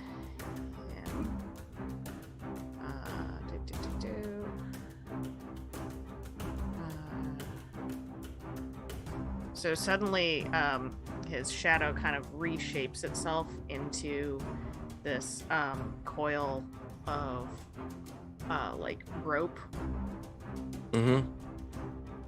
And I'm going to strike out at it. I don't think it has a save. Yeah, it's just a attack. Yeah. By the way, I read the description. I'm like, so this is why I love playing with like different people, because people take different spells. It's terrifying. The attack missed, but let me just double check to see something. When you cast a spell, each time you sustain this, it makes a okay. So you cast it, so now you could take a sustained action, which is a single action, and then it can keep attacking. Okay. It's terrifying. Yeah, it turns like into rope, and it kind of like wraps around the shadow. Looks like coils of rope wrapping around the giant's body, and the giant seems to physically be feeling the effects of its shadow being like condensed. But it's like fighting it off. And it's like, I'm an angry giant. You still have one more action, so on your next turn you could sustain, and it'll keep happening. You know what? I think I'm gonna just look up at Malvolo and say, "We're doing good. Fate's on our side," and I will give him a nudge. Fate. Nice. Ooh, I feel nudged. All right. Hilgalu now goes. Rain, you kind of jumped into a wary predicament here. So Hilgalu, seeing you breathing fire, now confused, looks over at Terracantis and And Terraconta says, grab her! She's we can use her for the ritual, grab her! And he nods and says something in Jotun. Does anyone speak Jotun, which is the giant language? All right, if you spoke it, I would tell you what. He kind of responded with something, and then he's now going to make a great club attack on you, Rain. Oh, okay. I love secret keepers. Oh, it's a critical hit. Ah!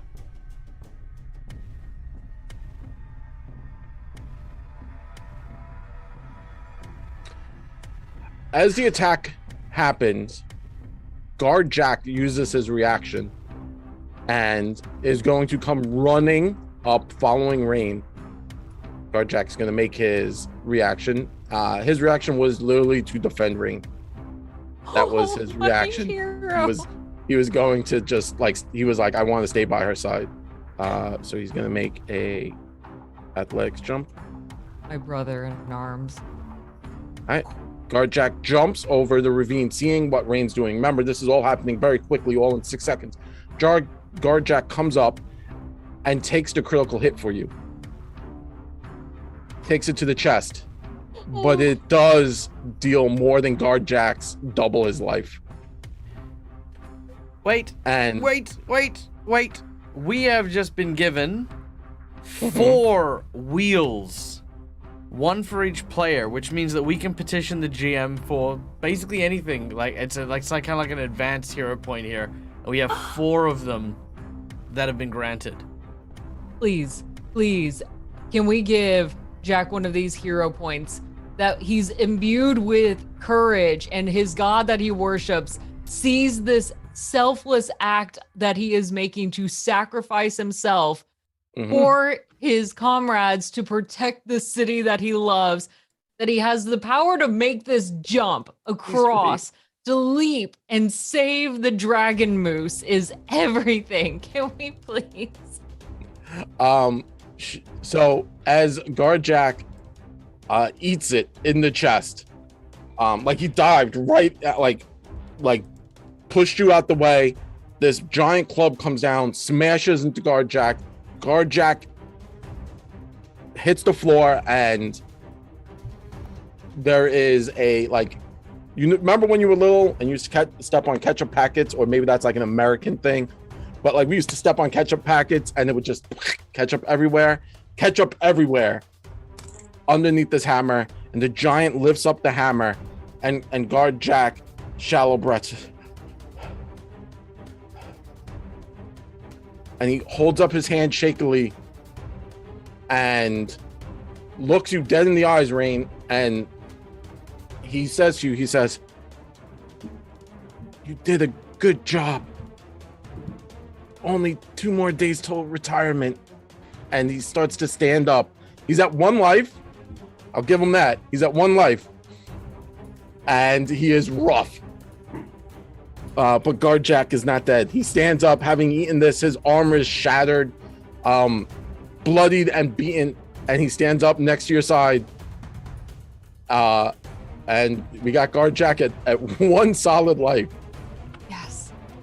Stay with me. She almost has a growl to her voice at this point, but there's a tenderness of keeping together, that together she and Jack are going to make through this. I'm so tempted to make a Rose and Jack commentary right now, but I'm going to hold back. At this point, there's going to be a moment. I know it. You got I like how the chat is coming to aid Guard Jack. Guard Jack is the most right now. He's gonna make it to retirement. We got him a cake. Yeah. We have party hats over in the tavern, okay? That's what Cass has been doing this entire time, planning this whole time. That's why she was busy. We had a surprise party. As Hilgolu looks and sees that Guard Jack is holding it off, Hilgolu he's gonna take a few steps back, confused, because he really felt like he had this, right? He was he threw his whole back into this one swing, and this little petty human stands up bleeding from the mouth, from the nose, and just panting, and puts his arm onto Rain's shoulder and like squeezes it, knowing that he's gonna fight with you to the end. Doesn't matter.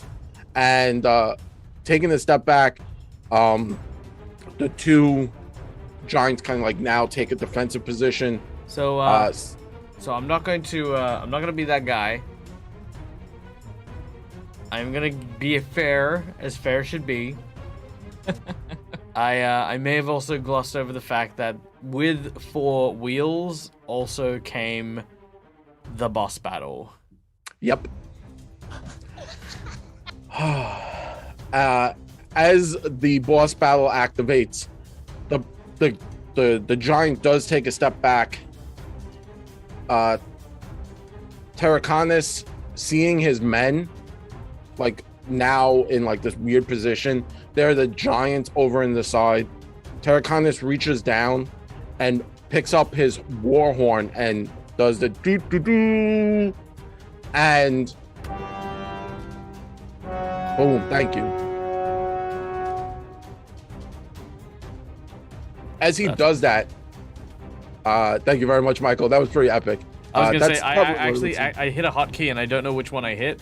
That was just completely out of my control. I had 0 responsibility for wherever that was. Oh, then the sound audio gods are on our side, because that was awesome. As he does that,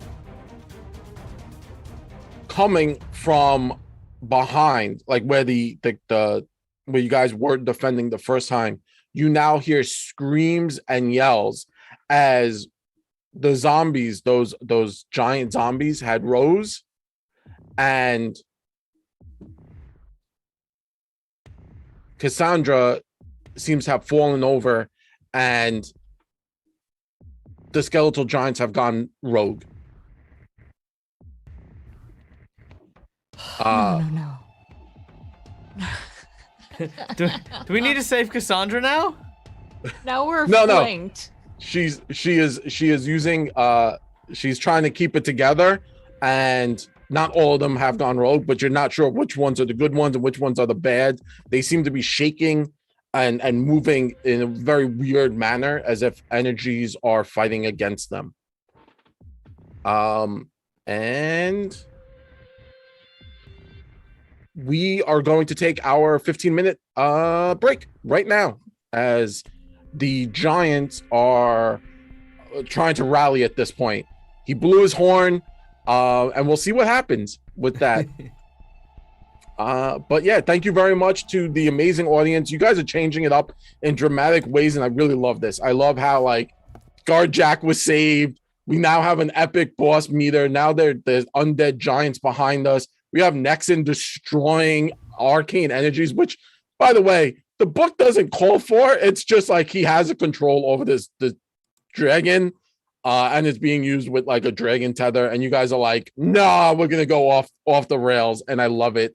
Thank you very much to everyone. We have Scarlet, who is just bringing bees. I love bees. Bees are my favorite. There's actually a piece of artwork I saw where the character was using bees as a weapon. I think bees are terrifying, but I love it. And Marvolo blew himself up to get to land the fastest way possible. I'm sure you could have just swam. I don't know. Secret kitty. Anything that doesn't involve me making athletics checks just seems like the better option. Yeah, I guess you did get there way faster. But with that being said, let's go to our break. 15 minutes. We will be right back. Thank you very much. Stick around to see how this turns around, because now there's a dragon moose, the giant, undead giants. Oh, and speaking of the dragon moose, on screen right now, you can see said dragon moose, courtesy of none other than our wonderful Becca, aka Caustic Phoenix. She made all of this by herself. It was very, very cool, and I could not share it. So there it is in all of its beautiful dragon moose glory. The dynamic lighting just adds that next level of intensity. Yeah. I love that. It does.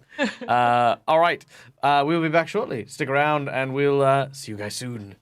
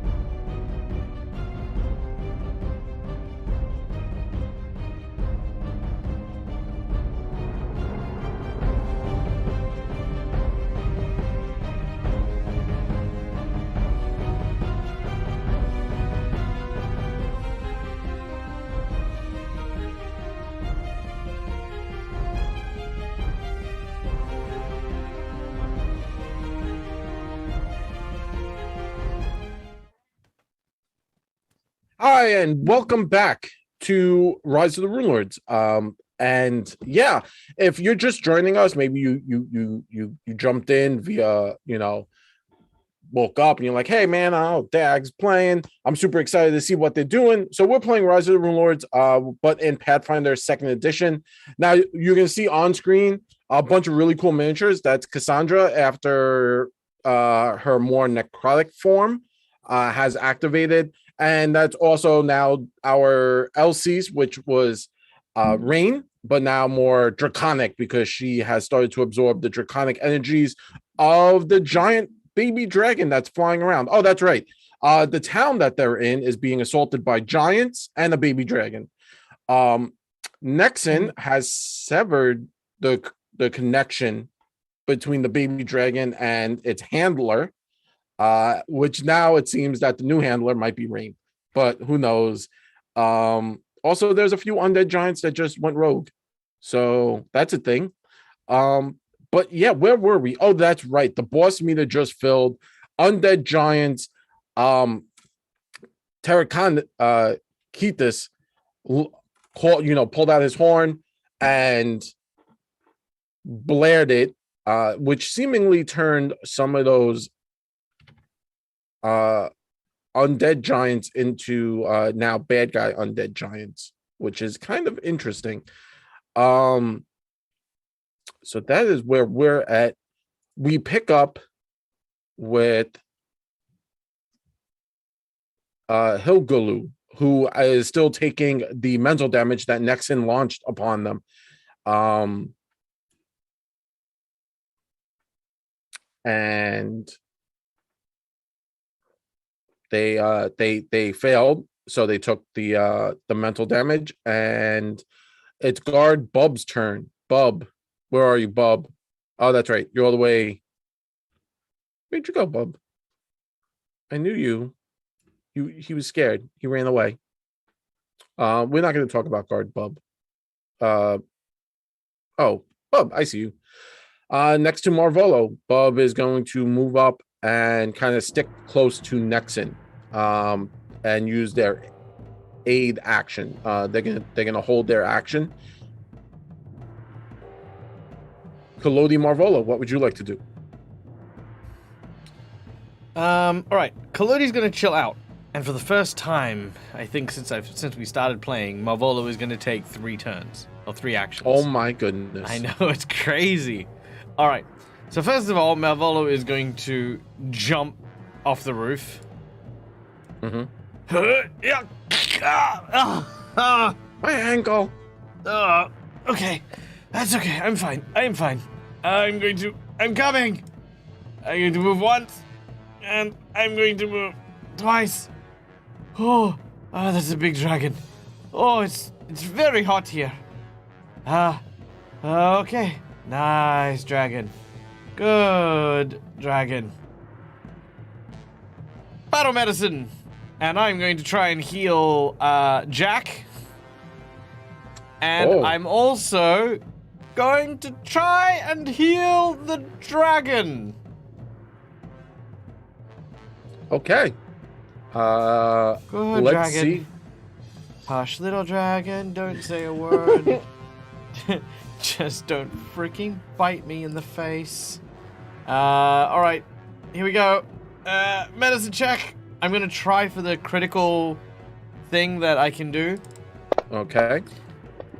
Oh, come on. Oh, well, that's still fine. So I needed to get a 20. I get a 25. I get to roll 48. Then I get to do a bunch of stuff. So hold on. Please bear with me while I very quickly check. Has the dragon received any healing from any exterior sources or people, like god healing or anything like that? Nope. Nope? Okay. So that means I heal them. Tell me the technique. Yeah. Is he enfeebled, sickened, or clumsy? Clumsy, actually. Is Jack enfeebled, clumsy, or sickened? Enfeebled, because Jack died. Okay, in addition to healing them, I will remove both of those conditions by 1. Oh, nice. Okay, so that removes it from guard Jack because he's I a am a doctor. And said dragon was clumsy because it was under a mind control kind of spell, and Nexon like broke it. So it wasn't. It was like very, just in a very confused, clumsy state. All right, so that is 22 points of healing to the both of them. Nice. That full heals Jack, and you give 20 points back from Nexon's first assault on the dragon. Nexon did a lot of damage, by the way, to that dragon. Be cool, dragon. This is going to be fine. Oh, Very big dragon. Yeah, and that is all I do Okay. with my turn. Can I talk to Malvolo and tell him something real quick? What? Yeah, I'm busy. Are you seriously healing that dragon right now? Yes. Isn't he fighting the giants? I took like 20. I hurt Don't him real remind bad it. so he could die, and then we could like gather his leather because it looks like really expensive and really beautiful. And you're healing him? I will buy you a leather purse when we don't die. A red I will one? make you one. A red one. I will make you all the red ones. Okay. Like that. She's like, Okay, I'm gonna continue to try and concentrate. I'm hoping that the dragon's not like going, why is this man stabbing me with the world's tiniest knife? the dragon seems a bit confused, and you're doing it very slowly and gently, so you're not making any sudden movements, and the dragon doesn't seem to be angry. You did remove its clumsy condition, so it's more in its own mindset now, and it has like it's a little stronger, so it doesn't seem agitated by you, but it does seem in that like you back the dog up into a corner, so it's like looking around, and it's wide-eyed, but it's not like I'm gonna eat Marvolo right now. Yay! I count not dying as a win. I remember earlier on in There you today's go. game where I had 2 armies heading towards me along with a dragon. I've come such a long way. So 3 full actions. Guard Stilt's go. Stilt is going to spend his 3 actions to climb up here because the skeletal giants haven't done anything negative. So in Guard Stilt's mind, they're friendlies. Also, Nexon did say they're friendlies. So he's kind of climbing up. Why is Stilt has a better initiative than Marvolo? Skeletal Giant 1 goes. Skeletal Giant 1 is still friendly, so that's a positive, and it's going to use it makes a horn attack with a strike with a +4 bonus. All right, cool. 30 feet, so 1, 2, so that's 60. So yeah, it can do it. So the skeletal giant comes running down the hill, picking up even more speed. As it does, it slams directly into Orgbus, and it's going to make its attack.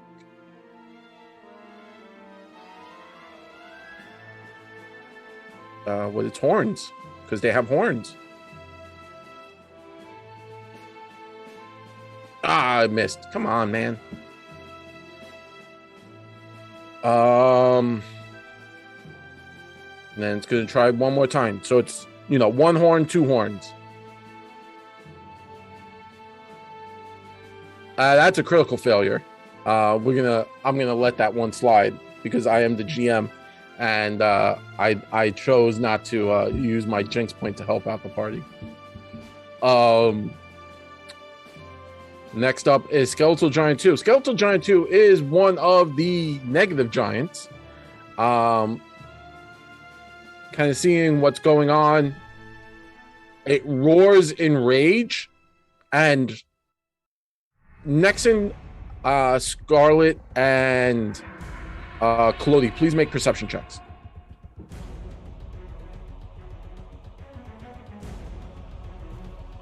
Hope you have good eyes. Let's send you to a doctor if not.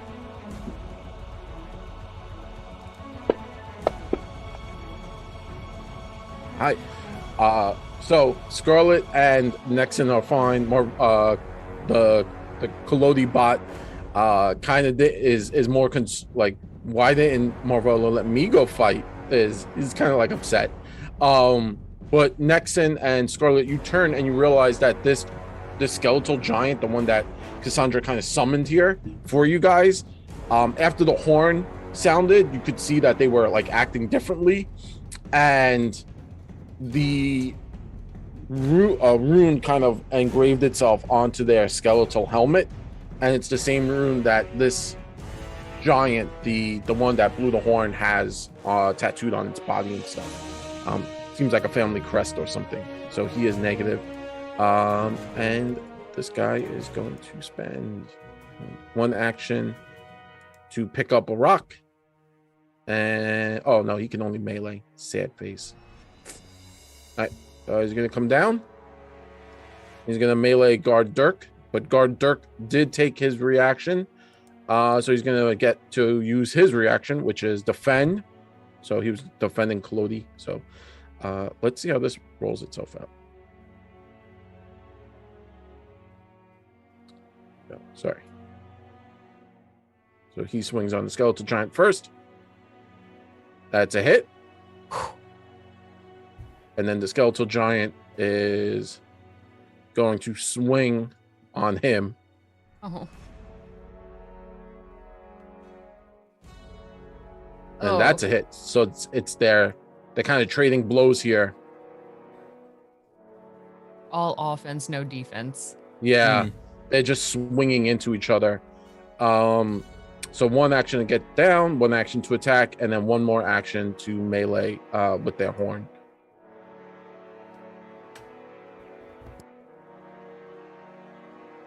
Oh, but I'm going to use my Jinx point to do it again. Take it. Ah, that's a miss. Come on, man. Giant. It's a regular miss. It's a regular miss. This skeletal giant that's still under your team's control rushes down and now is flanking with the other giant and is going to use the terrifying charge horn attack. And that's the hit.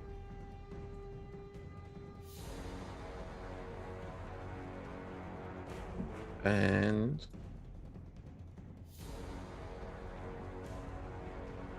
+9, and then one more horn. Ooh, and that's a miss.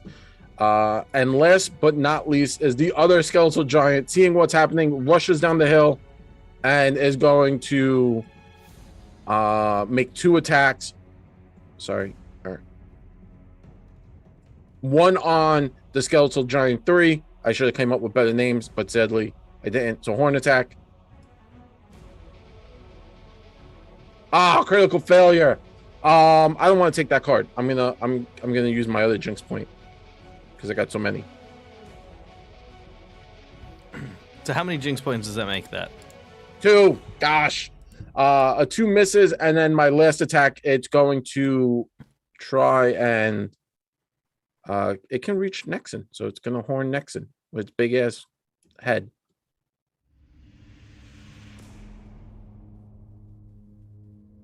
Oh, okay. Oh,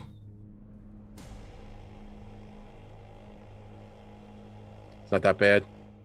Oh, that was pretty bad. oh, max damage. Sorry, Nexon.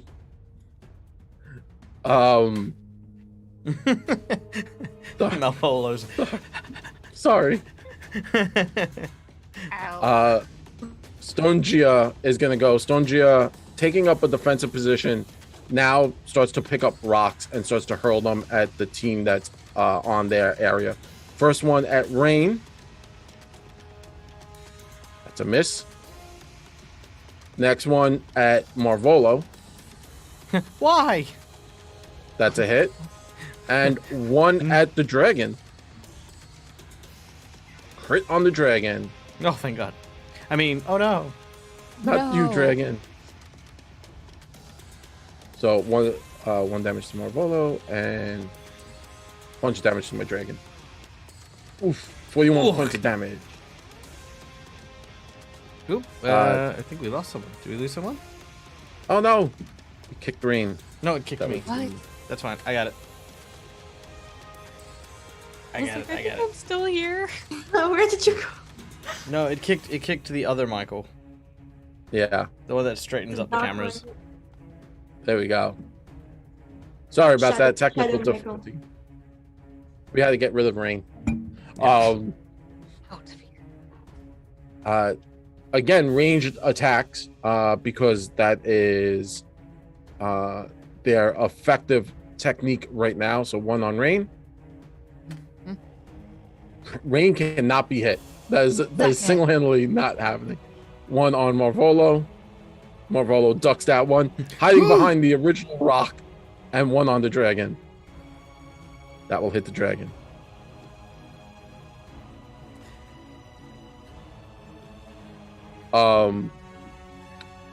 Rough damage to the dragon. Guard Dirk is still in the fight. This guard man is in the fight. It's gonna swing on the skeletal giant. Hits first attack with his sword, dealing damage. Then he drops his shield, picks his sword up in both hands now, and will start to swing away. That misses. One more. Both of them miss. He's trying though. Scarlet, you're up. Scarlet, your platoon of men have run out trying to defend you. You're standing next to Clody and one last guard. What would you like to do? The rest of your team has jumped across the river. Marvolo, Yes.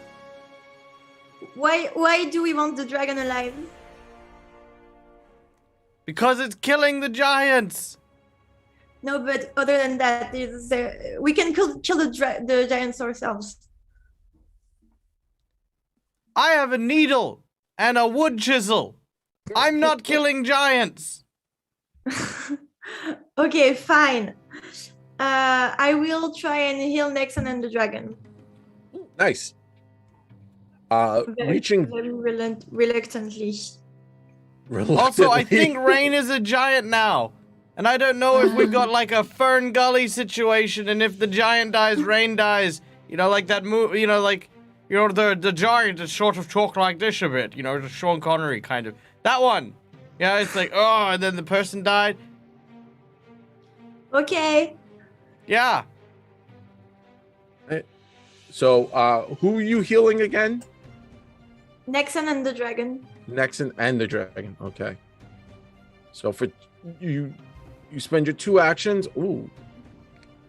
Well, Nexon has all the life back. I get And you. so does the dragon. As your holy magic kind of radiates from your hands, what would that look like? Like bees? Good bees? Yeah, good beats like swirling around, and then you're all shiny and healed when they leave. Oh, nice. So as these bees kind of like erupt around them and it heals, Nexon's at full. Nice. And my dragon, you actually did a lot of healing. So you spent 2 full actions. You touch into that well of energy, and you kind of erupted out of you. You still have 1 more action. What would you like to do? Just being depressed at the idea that I just said goodbye to a magnificent set of boots, coats, gloves, and just go. The heartbreak. You can heal others, but not your heart right now. Yeah. Yeah. And I'm gonna, yeah. So I'm just really hoping this dragon doesn't have like detect thoughts or anything. Like, It's a baby. Oh wait, can I? If I have one last action, so I would need an action that's only 1 move, right? Yeah. I'm gonna use. Does bee sting count as those?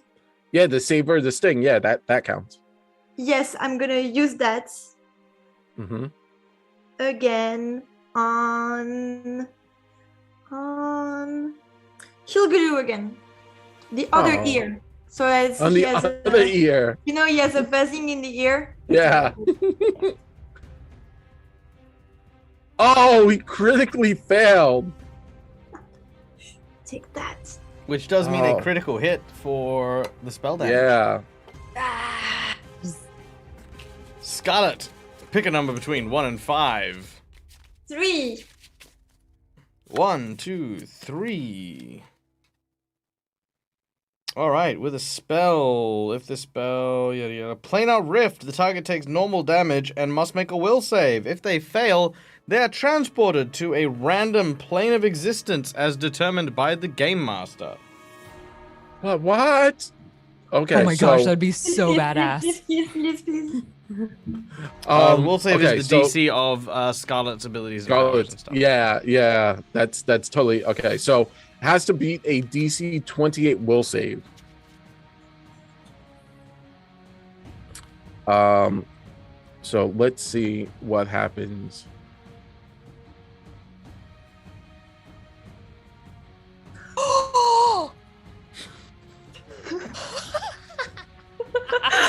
Scarlet is not to be messed with. Bye. So as Go the back. bee kind of flies out from this spell, you watch as originally it sends a single kind of black and purple bee, which then as it starts to move, sort of, you watch as like little droplets sort of create a second bee, then a fourth, and it exponentially grows. As the bees swarm around the figure of this, just sort of screaming and shouting as it's swatting at these bees, they all suddenly drop like rain to the ground, creating this inky black well at its feet. And you watch as the bees suddenly swoop up, swarm, and straight into the ground. The last thing that remains is the inky black puddle that seeps into the ground and leaving a single tiny bee just sort of flying away. I'm just gonna say I'm a bit like shocked about what I just did, and I'm gonna say this is definitely something I have seen happen before, and that was intentional. Yeah, 100% intentional. Yes, Yeah. you've always been able to do this. Yes. Oh my goodness.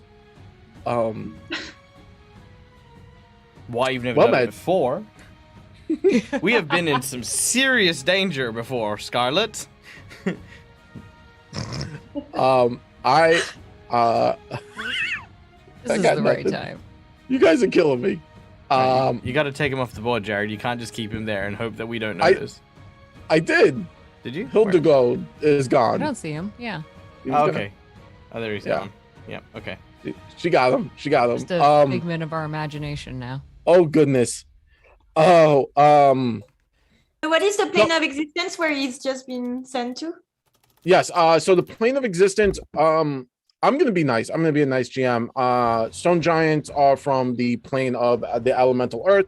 So we're gonna send this stone giant to the elemental earth plane. So it's kind of like going to the Boca Raton. He went to a retirement home. Very nice. Now, super Yeah. quick, a couple of things. Number one is I'd like to give a very special shout out to, of course, the Dirty 20 who has just come in and joined us. So welcome in, guys. Thank you for joining. We're currently fighting stone giants alongside a dragon which was dominated by the stone giants. We've also got some skeletal ogres that were skeletal giants that were summoned by our audience that we have to now fight. We have some town guards helping us. We're doing okay. I mean, some of us are not doing, like some of us are pretty badly banged up.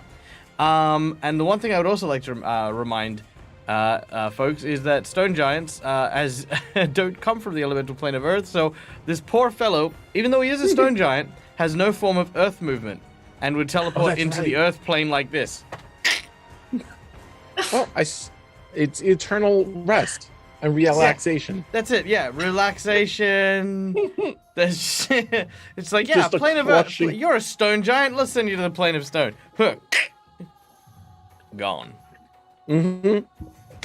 He's He's fine. just relaxing. Yeah, He's fine. exactly. You know what'd be really funny is if he does come back later as a villain, like, He's definitely coming back as a supervillain. because you want a supervillain? You want a supervillain? Because this is how you get supervillains. This is how you get it. Thank you very much, Scarlet. Geez Louise, you guys are crazy. So Scarlet, having done all that mystical, magical goodness,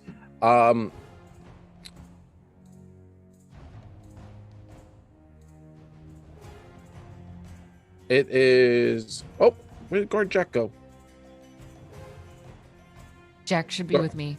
We're Jack- BFFs now. Jack is missing from the map, apparently. Did you take him with? The stone giant took him with him. He reached out for him, Jack. For said another no. vacation. Sorry, one moment. I will get Guard Jack back. But that's perfectly fine.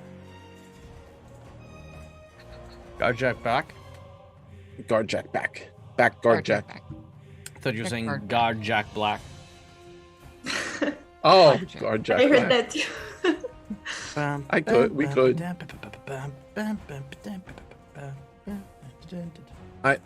Sorry. Let me work on this real quick. Because this is being rude. Guard Jack, what did you do?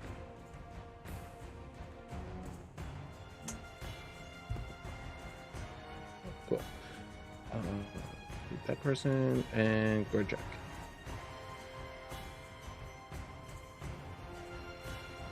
Guard Jack is not supposed to be there, but we're fine. Jack. There we go. There's Jack. Oh. So this big guy right here, he's flanked. So he's going to use his actions, one to hit the skeletal giant behind him. That will hit. And then the second one to hit the skeletal giant in front of him. So 2 actions, both swinging away. Apparently that was a critical hit on the giant in front of him. So let's see how this goes down. So the first giant behind him, he kind of reaches out and smashes it with his fist. And the second one, same effect. This one, bigger fist, meteor fist, more fisty. All right, give us a number between 1 to 5. 5, please. All right. Bludgeoning damage. Yes. Okay, this one is a nice and easy one. Triple damage. As Orgblus, with his big hill giant fists, managed to strike at the first skeleton, he managed to rip off like a decrepit pauldron. And as his fist came in and collided with the second of the bodies, it manages to concave the chest and sternum of the one it critically hit, shattering the steel around its arm and breaking it. Oof. So roll 1 lot of damage on him again. One more, 1d10. There we go. Let's see what happens. Oh no, just his regular attack. Not just the d10, but also the strength. So plus Oh, 22. the full. Oh, sorry, plus 22, 11. yeah. Plus 11. So that's So yeah. 21. Yep. Really want him to cry, huh? Ooh. Can skeletons cry? I think it would be like they're mimicking crying, right? Like in my head, that's kind of. They can do the facial expressions. Yeah. Ish. With whatever they've got left. Yeah, because I think Tyraducks are not skeletal. Yeah. And last but not least, Guard Sam seeing Scarlet. Guard Sam's gonna move up and kind of help his boy out. The other guard up there, Guard Dirk, and he's gonna try and swing on the skeletal giant. Spend his 2 actions. Oh, he hits. These guards are putting in work. But it is the top of the round. Rain, it is your go. One of your friends has seemingly teleported a giant away from you. There are the 2 still giants behind you and the dragon that's kind of like hovering around you. How deep is this water to our left? To your left and to your right, that's let's say 100 feet down. Do I know if stone giants can swim or do they sink to the bottom? If you could They scream swim! that They out, definitely swim. Marvolo saw them. So Okay, good to know. Marvolo thinks they swim. because that's what he saw. But I think my description was they walked up or like crawled up, so they weren't swimming. Look, that's still swimming in my eyes. Yeah, they're like. Or is this like Pirates of the Caribbean where Yeah. they're walking along the bottom of the? Okay, that's Kind of okay. what, yeah. Okay. Okay, that's cool and terrifying that they're okay, not on our side. Cool. All right, then I'm just going. I would like to. This is a real long shot, but I'm feeling like a badass. I would like to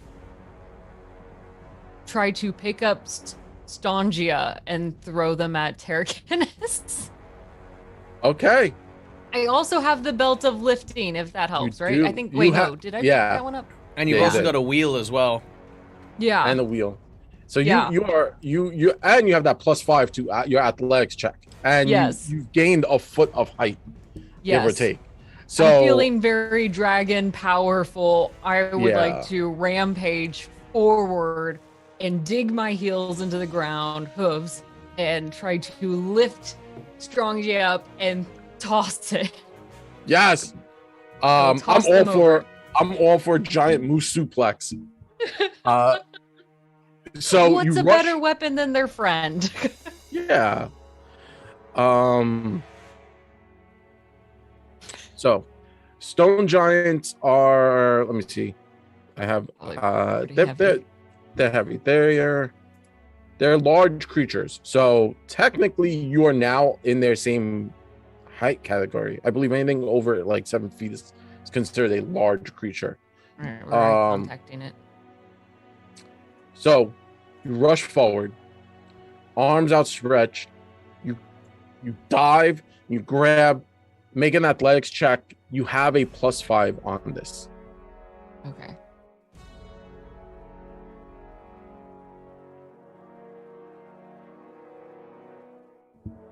$42. So this giant has a fortitude of 18 plus 10. That makes it a 28 with a 42. I believe that's a critical effect.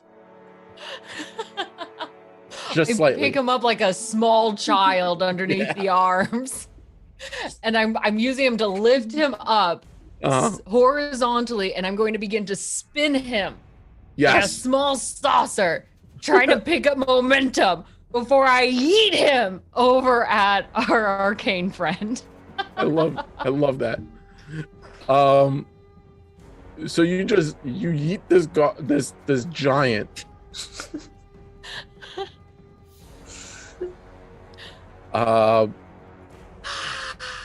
Just yelling the entire time. It takes a long time to get all the air out of her lungs. Yeah.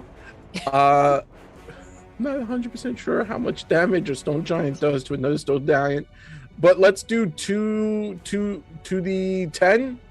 Sure, 3D. sure. 3d10. We'll do 3d10. 3d10. Yeah, 3d10 plus your strength plus 5. Plus my strength plus 5. Yeah. All right, 22 plus my strength is an additional 4. So that bumps it up 26, 5, 31. 31 of bludgeoning damage to both of them as you yeet Stongia into Terracontis. Dang, that's I'm not expecting that, but that was pretty awesome. This is the only giant on giant action that we need today. That's 4, 5, 6, 7, 70 points of damage. Wow, you guys. I was gonna go with a once they hit each other, it was the same as bumping uglies, but I feel like I That's a good one too. That's a good one. we'll take it. And that will knock Stongia prone. So that's I guess the reactions doing all that, Rain. That's fair. Yeah, that would take everything in me. That's a lot, man. You literally just I was hurled a running, giant. picking up, throwing. That's pretty epic. I love it.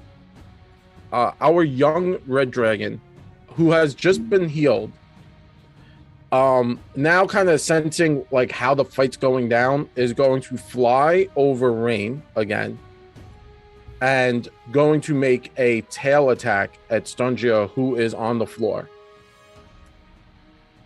Can't hit him while he's down. That's rough. And then a second tail attack at Terraquintas. That will hit. There's your hit.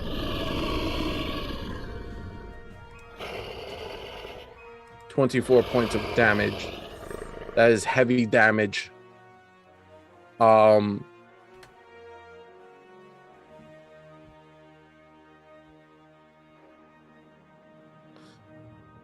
that's our dragons go. Nexon, what would you like to do? I'm first going to sustain the malicious shadow. Nice. And, yeah, just kind of pull on the thread a little bit, and you see the shadow rope tighten up. Yes. That will hit. Yes.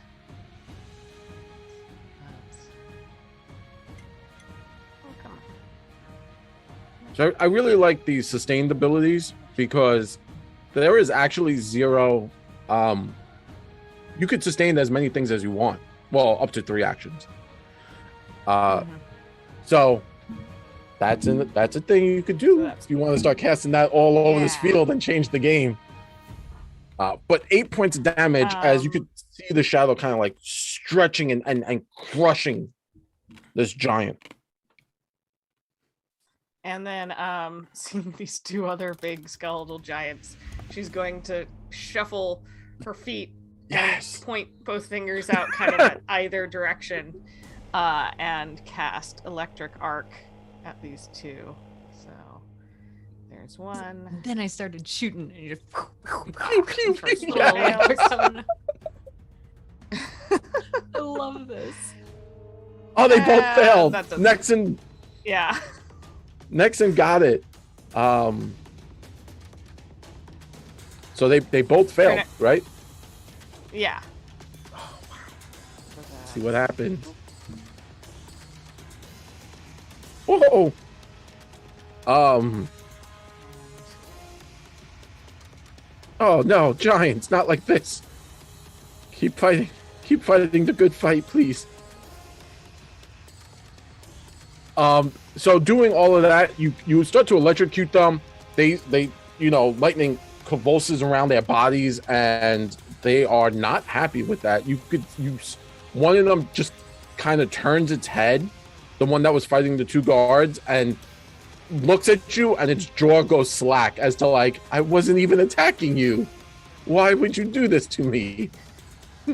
And Nexon's just going to kind of like try and sink in, like not actually hiding, but like sinking it back into the like bridge support by her, like, no, I'm just going to disappear. You can't see me. With her bright colored clothing. Yeah.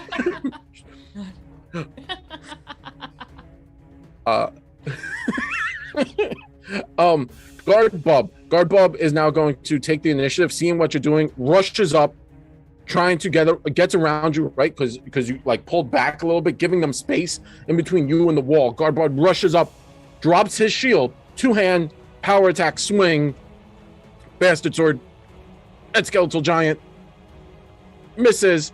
Next attack, come on.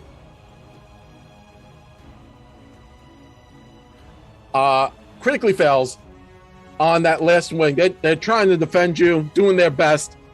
It's rough. All right, give us a number between 1 and 3. We'll go with 3. I said 1 and 3 instead of 1 and 5 because I haven't shuffled this properly. All right. All or nothing. -1 circumstance bonus to all attack rolls until you make a crit. Oh, sad. Guard Bub. So basically, he's gone from his usual fighting stance as a trained guard to just this wild panic as he's just swinging the sword more like a baseball bat than a blade. Yeah. That is insanely difficult. Like you have it permanently until you roll a nat 20. Yeah. Ow. I'm glad it's not one of us. I mean, I Yeah. know the guard is one of us, but He's not one of us. one of us. Yeah. Yeah. You then hear the Not to sad be Hulk. cliquish or Yeah, anything. you hear this sad Hulk music, and the god's like little tear comes down there. I am one of you. I knew you guys were cool. Listen, you don't have one of the cool hand tattoos that we all That's, have. yeah, that's you're not in the club. Yeah, that's All true. right.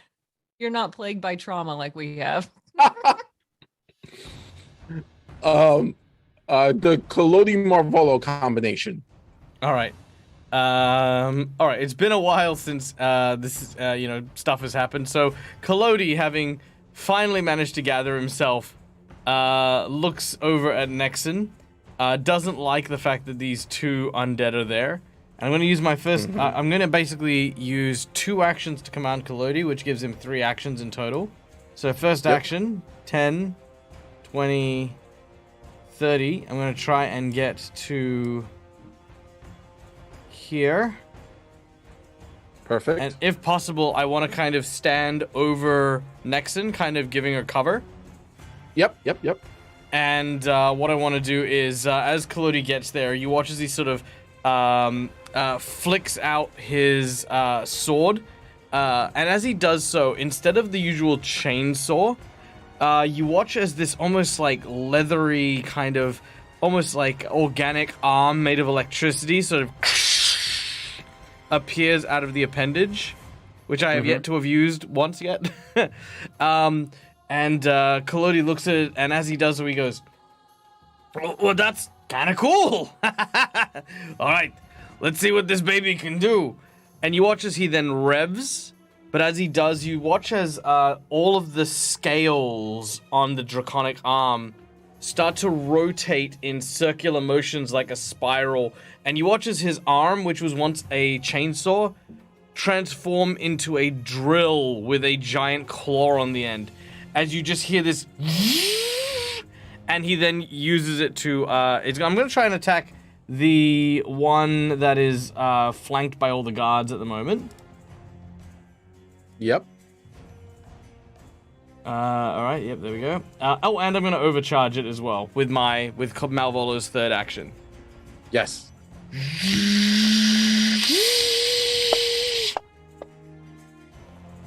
That is a hit.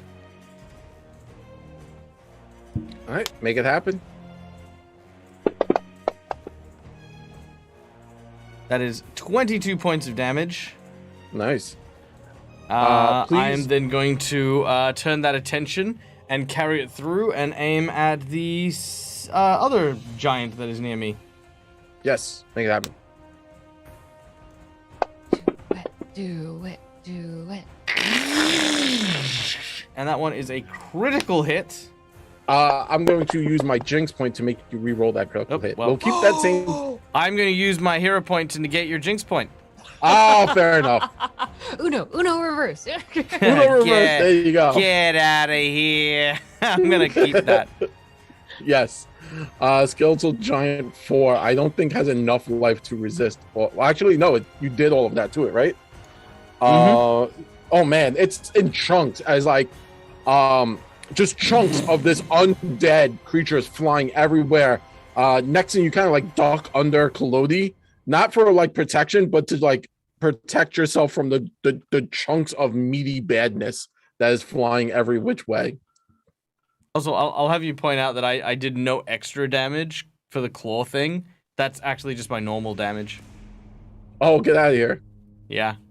If you wanted to give me something extra to give to that first guy, I mean, I'd be happy to take it.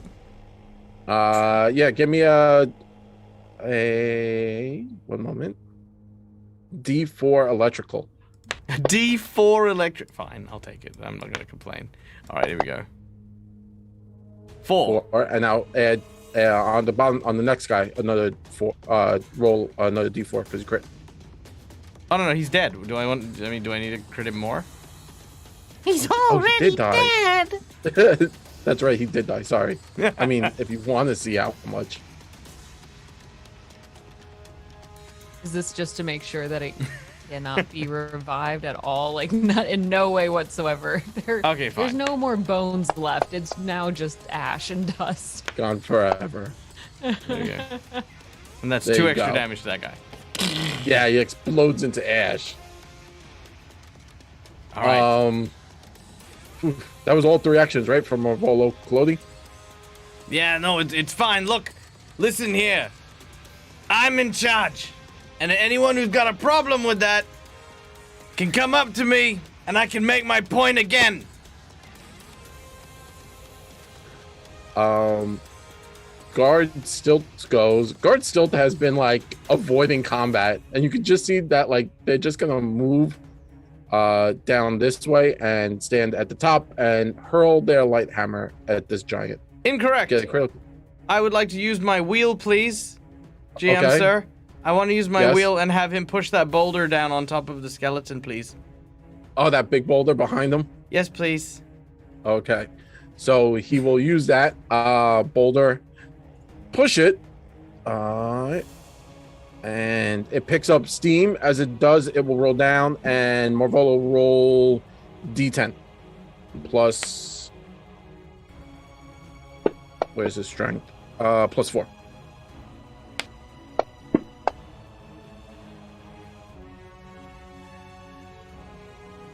$10 points of damage. So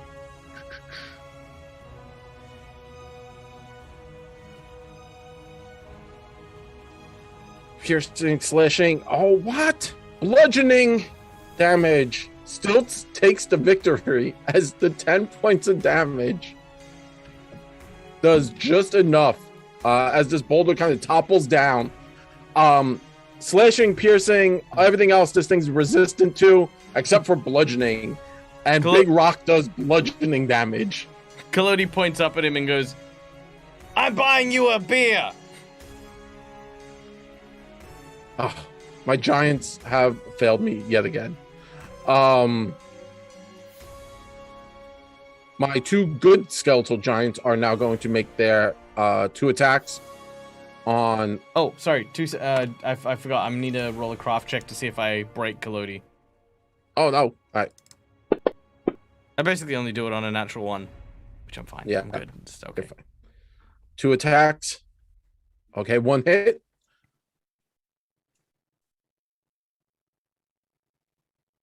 And the other one gets its 2 attacks. So, attack. That's a miss. And last attack. And that's it. All right.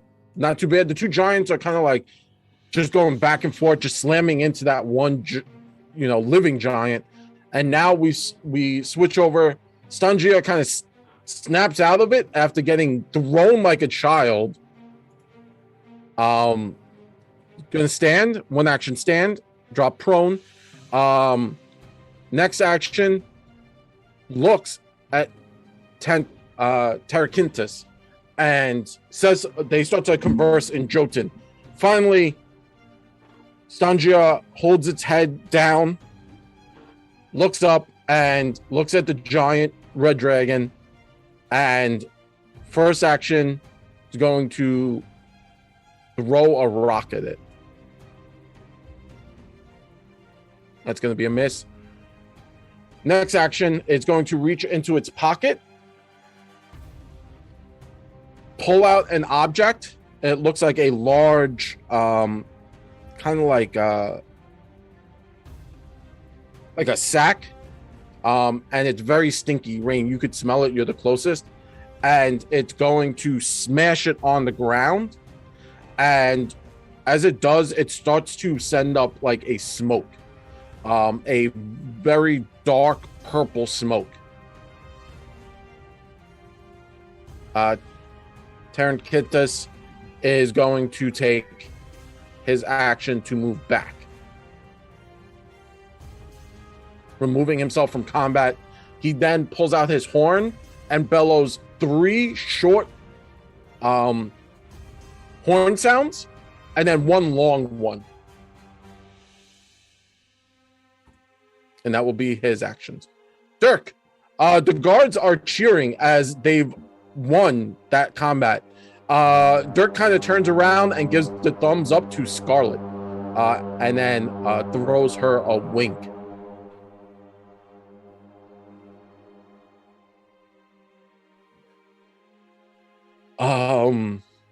And they're gonna just kind of move up to the broken bridge. Scarlet, what would you like to do?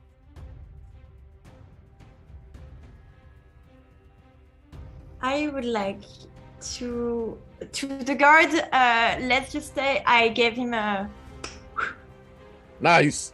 for good luck, and then gonna. Can I use Soundburst on the? Can I go closer to the giants on the coasts? Mm-hmm. Like Orgbus and Oh, the two there's just skeletons? Orgbus. Yeah. And use Soundburst. Sure. Yeah, that's not a problem. So as you kind of move forward, you reach out to that magical energies. This has been a pretty solid move for you. So let's see how it works. Wait. He critically succeeded against your sound burst. Oh my god. You realize this whole time the giant had the seaweed in his ears. There's just seaweed from the water that Marvolo put him into. Good one. He's got seaweed in his ears. I'm sorry, that's the sound burst. I love it when you said it's been a pretty solid move for me. Yeah, the whole time. Okay, then You got that one more action. You could send out the bee to sting. let's go with that. I mean, you sent someone to a parallel universe just now with that bee sting. So all I'm saying is it's not that terrible.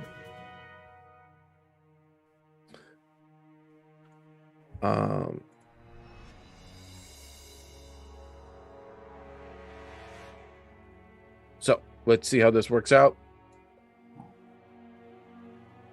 See, there's the failure. And right, and then he gets that persistent damage, which is the most important. So with that, you kind of like send out the bee, frustrated that the sound burst didn't work, realizing he has seaweed in his ears, and then you send out your little bee. Where does it sting him? In the in the nipple. Oh, that is rough. That's so rough.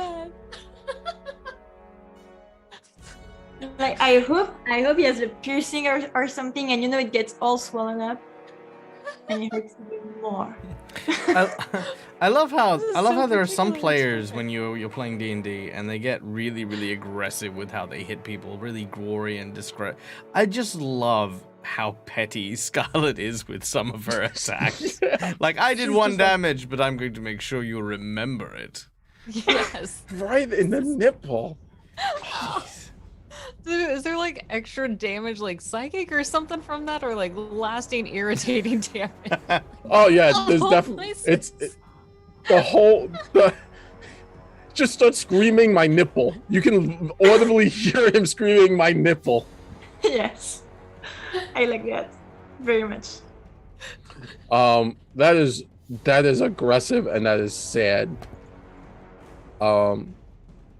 Jack. Jack is up. Jack is gonna run up and fight the giant.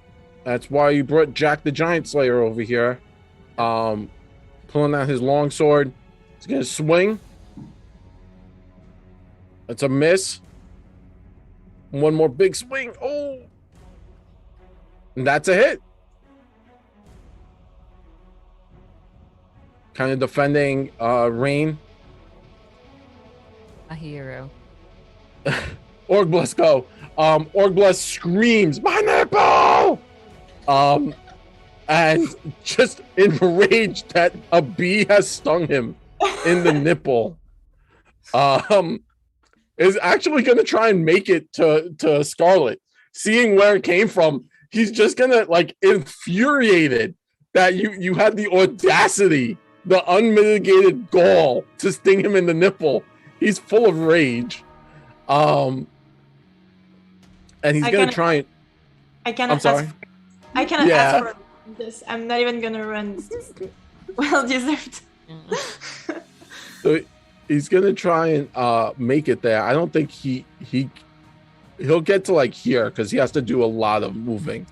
Okay. You're just slightly in his in his range for his rock. So he's going to rock you.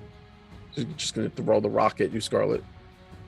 Screaming, "My nipple!" Oh, he misses. See, you've angered him so much. He's just out, besides himself with this swollen bee stung nipple.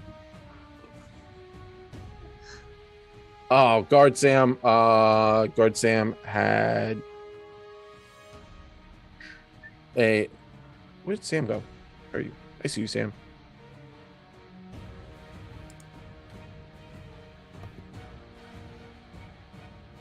Sam's gonna make his attack on Orgbliss, because now seeing him, like, run past him, he's like, he critically failed.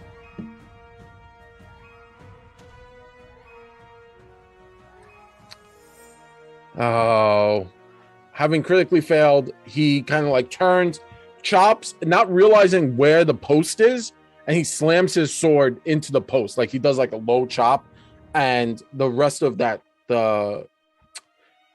bridge post is standing there, and he just, like, chops into the bridge post, and he sadly gets his sword jammed.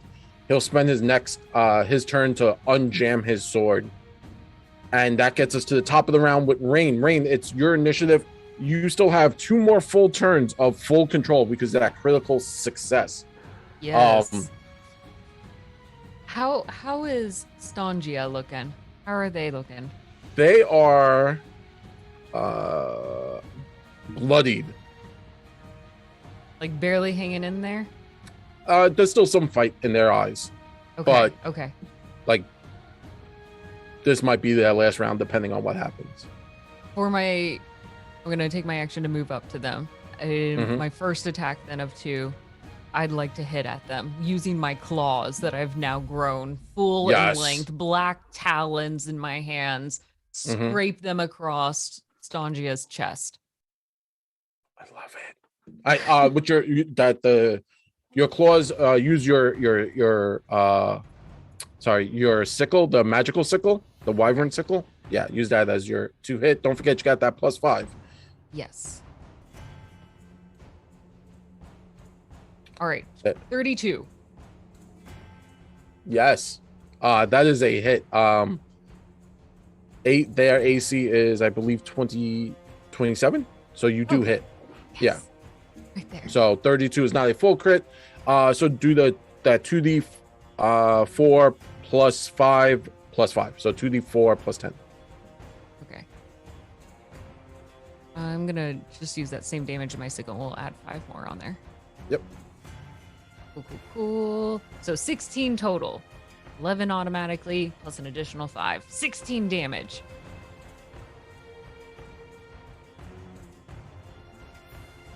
Oh, as you rake into their stone chest, Icar, everything, Stangia screams in rage.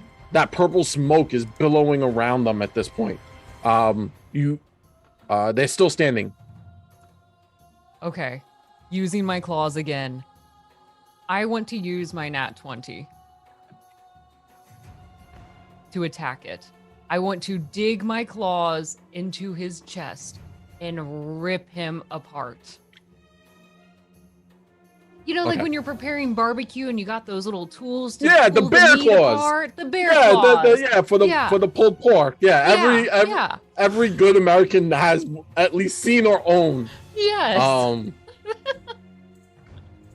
So with my dragon claws, seeing those scar marks I've already taken, I'd like to rip in. If I can't get him all the way, I want to at least rip those chest muscles, shredding them apart. Mhm. It's a little gorier. I'm sorry if anyone's uncomfortable with this. It's beautiful.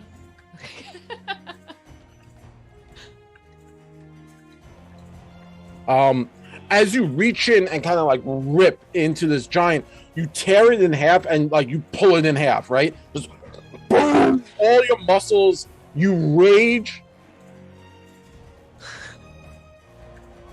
Should I start taking a few class mods in Barbarian and multi-class from here on out? It's up to you. As you do that, it explodes, fountain. Your typical B movie, horror movie where the blood just sprays everywhere, or the ketchup, everywhere. And you kind of just step over the body and you roar in this victory. And you make eye contact with Tarakintis. And he's holding his horn. And he looks at you, Rain, and stares you in the eyes, and a sudden realization that maybe he came a bit underprepared. Her chest is like heaving from the energy, black ichor of Estrangia's blood all over her, holding both halves of the corpse in her hands, just drops them, shaking them from her claws, looking through this smoke at him. As you do that, now coming from the forest behind you, you hear 3 similar horn sounds and then one long one. And then a smile creeps across Tankis's blah blah blah. You know what I'm talking about. Tarakintis. Tarakintis' face. And we change directions. As we do, we zoom out from combat, moving far back, and we now see a friendly catfolk being picked up off of the ground by a giant hand and heaved into a cage made out of human bones. The cage is hoisted onto the back of a giant. They lift the horn to their mouth and they release 3 short sound bursts and 1 long one.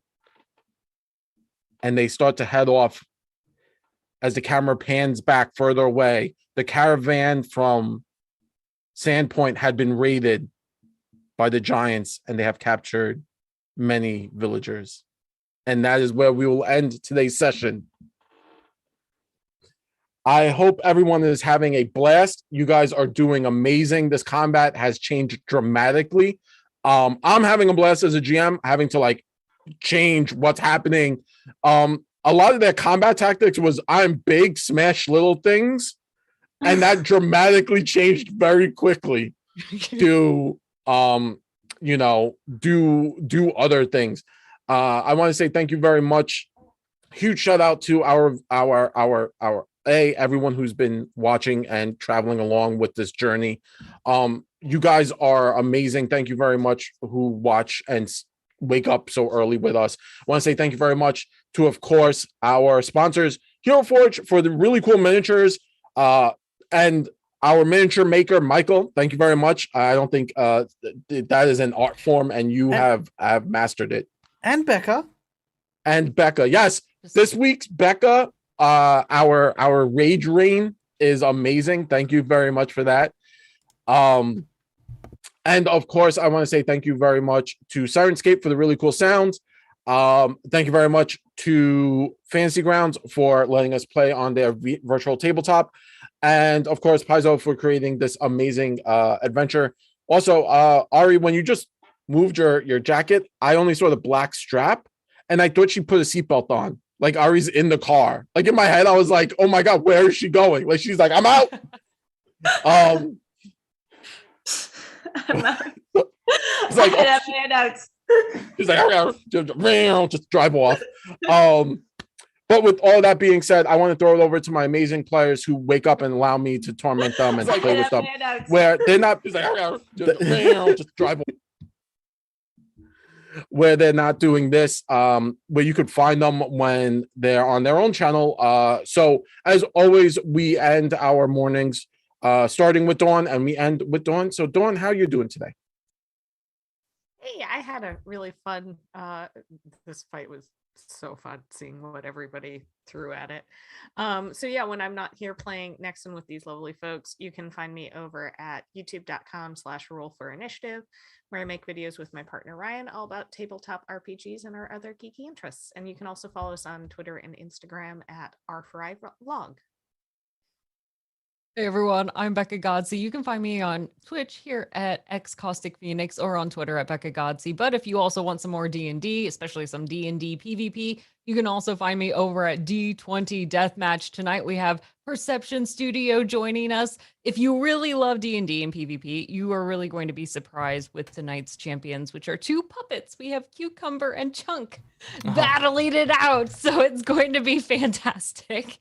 Yeah, we've played with Cucumber and Chunk before. If anyone has watched Maximum Apocalypse or any of the other one shots we've done with those guys, it is a not to be missed battle. There is definitely some bad blood feuding that needs to be resolved in the PvP arena, and I cannot think of a better place to be. So go check that out. In fact, I'm gonna give you a shout out as well. Another big one. Go check it out. D20 Deathmatch right now. Go follow. Go follow. It'll be fun. And hi, I'm Ari from Aristocrat on Instagram. I have a webcomic on there and on Webtoon too about a grumpy witch called Sally and her cheerful dragon, stretchy dragon called Bean. You can go check it out. It comes out every Monday. And g'day guys, my name's Michael, I'm the Dead Aussie Gamer. This is my face, this is my place, and you can find it here I got really awkward just then, I'm sorry. And you can find it here. Yeah, mate, see, this is how my accent really is all the time. I just kind of dial it back so the UK folks, they can understand what I'm saying. Anyway, if you want to find me here, you can find me here almost every other day. I'm going to be live in about six hours, give or take, and we're going to be playing Curse of the Crimson Throne with some of me Patreons, which is going to be absolutely bloody amazing. And then, yeah, rest of the week we're going to be doing some cool stuff. Later on that same day, in fact, I'm going to be over on the Dreaded GMs channel playing around in a one-shot prelude to a new adventure he's going to be running. And then on Wednesday, I'm going to be sitting down with none other than Quincy from Quincy's Tavern, making some Hero Forge minis. So go and check that out. All right, over to you, Jared. Sorry, I'm going to never do that again. That was hysterical. Yeah. You have no idea. That was amazing. Could you throw a couple shrimps on the barbie? I can't throw shrimps on the barbie because we don't say shrimp. We say prawns. All right. I could chuck a couple prawn on the barbie. You don't chuck shrimp on the barbie. I'm GM Jared, and I'm dying. When I'm not here, it's too. When I'm not here, I'm on my my own channel, my YouTube page. We do podcasts. We're currently playing Pathfinder 2nd Edition version of Wrath of the Righteous. But you can check that out. It's real simple. Go to my website, nvngpodcast.com. We got links to all the socials and all that jazz. But yeah, that's me, and I'm super excited to see two puppets beat each other up. And also Ari, Ari's comic has a baby Pegasus or baby unicorn. It hasn't really developed into its thing. It's adorable. I love it. Thank you. I'm so glad that you like it. I do. Thank you very much for the comic. It's so much fun. But with that all being said, I'm going to toss it back over to Michael, because Michael is a huge fan of raiding other channels and just raising the community up as a whole. Michael? Indeed. We are going to go and raid an old friend of ours. Not to say that they're old, just we've known her for a while. We like her. This is none other than the wonderful Mindari. You guys know she does world building. She does role-playing games. She is a great and wonderful homebrewer who apparently has issues with paladins. So if you want to throw in as many ask her everything about paladins, how she feels about paladins, what she thinks paladins could be, and then tell them about how awesome paladins actually are, so that we can bother her in chat tonight.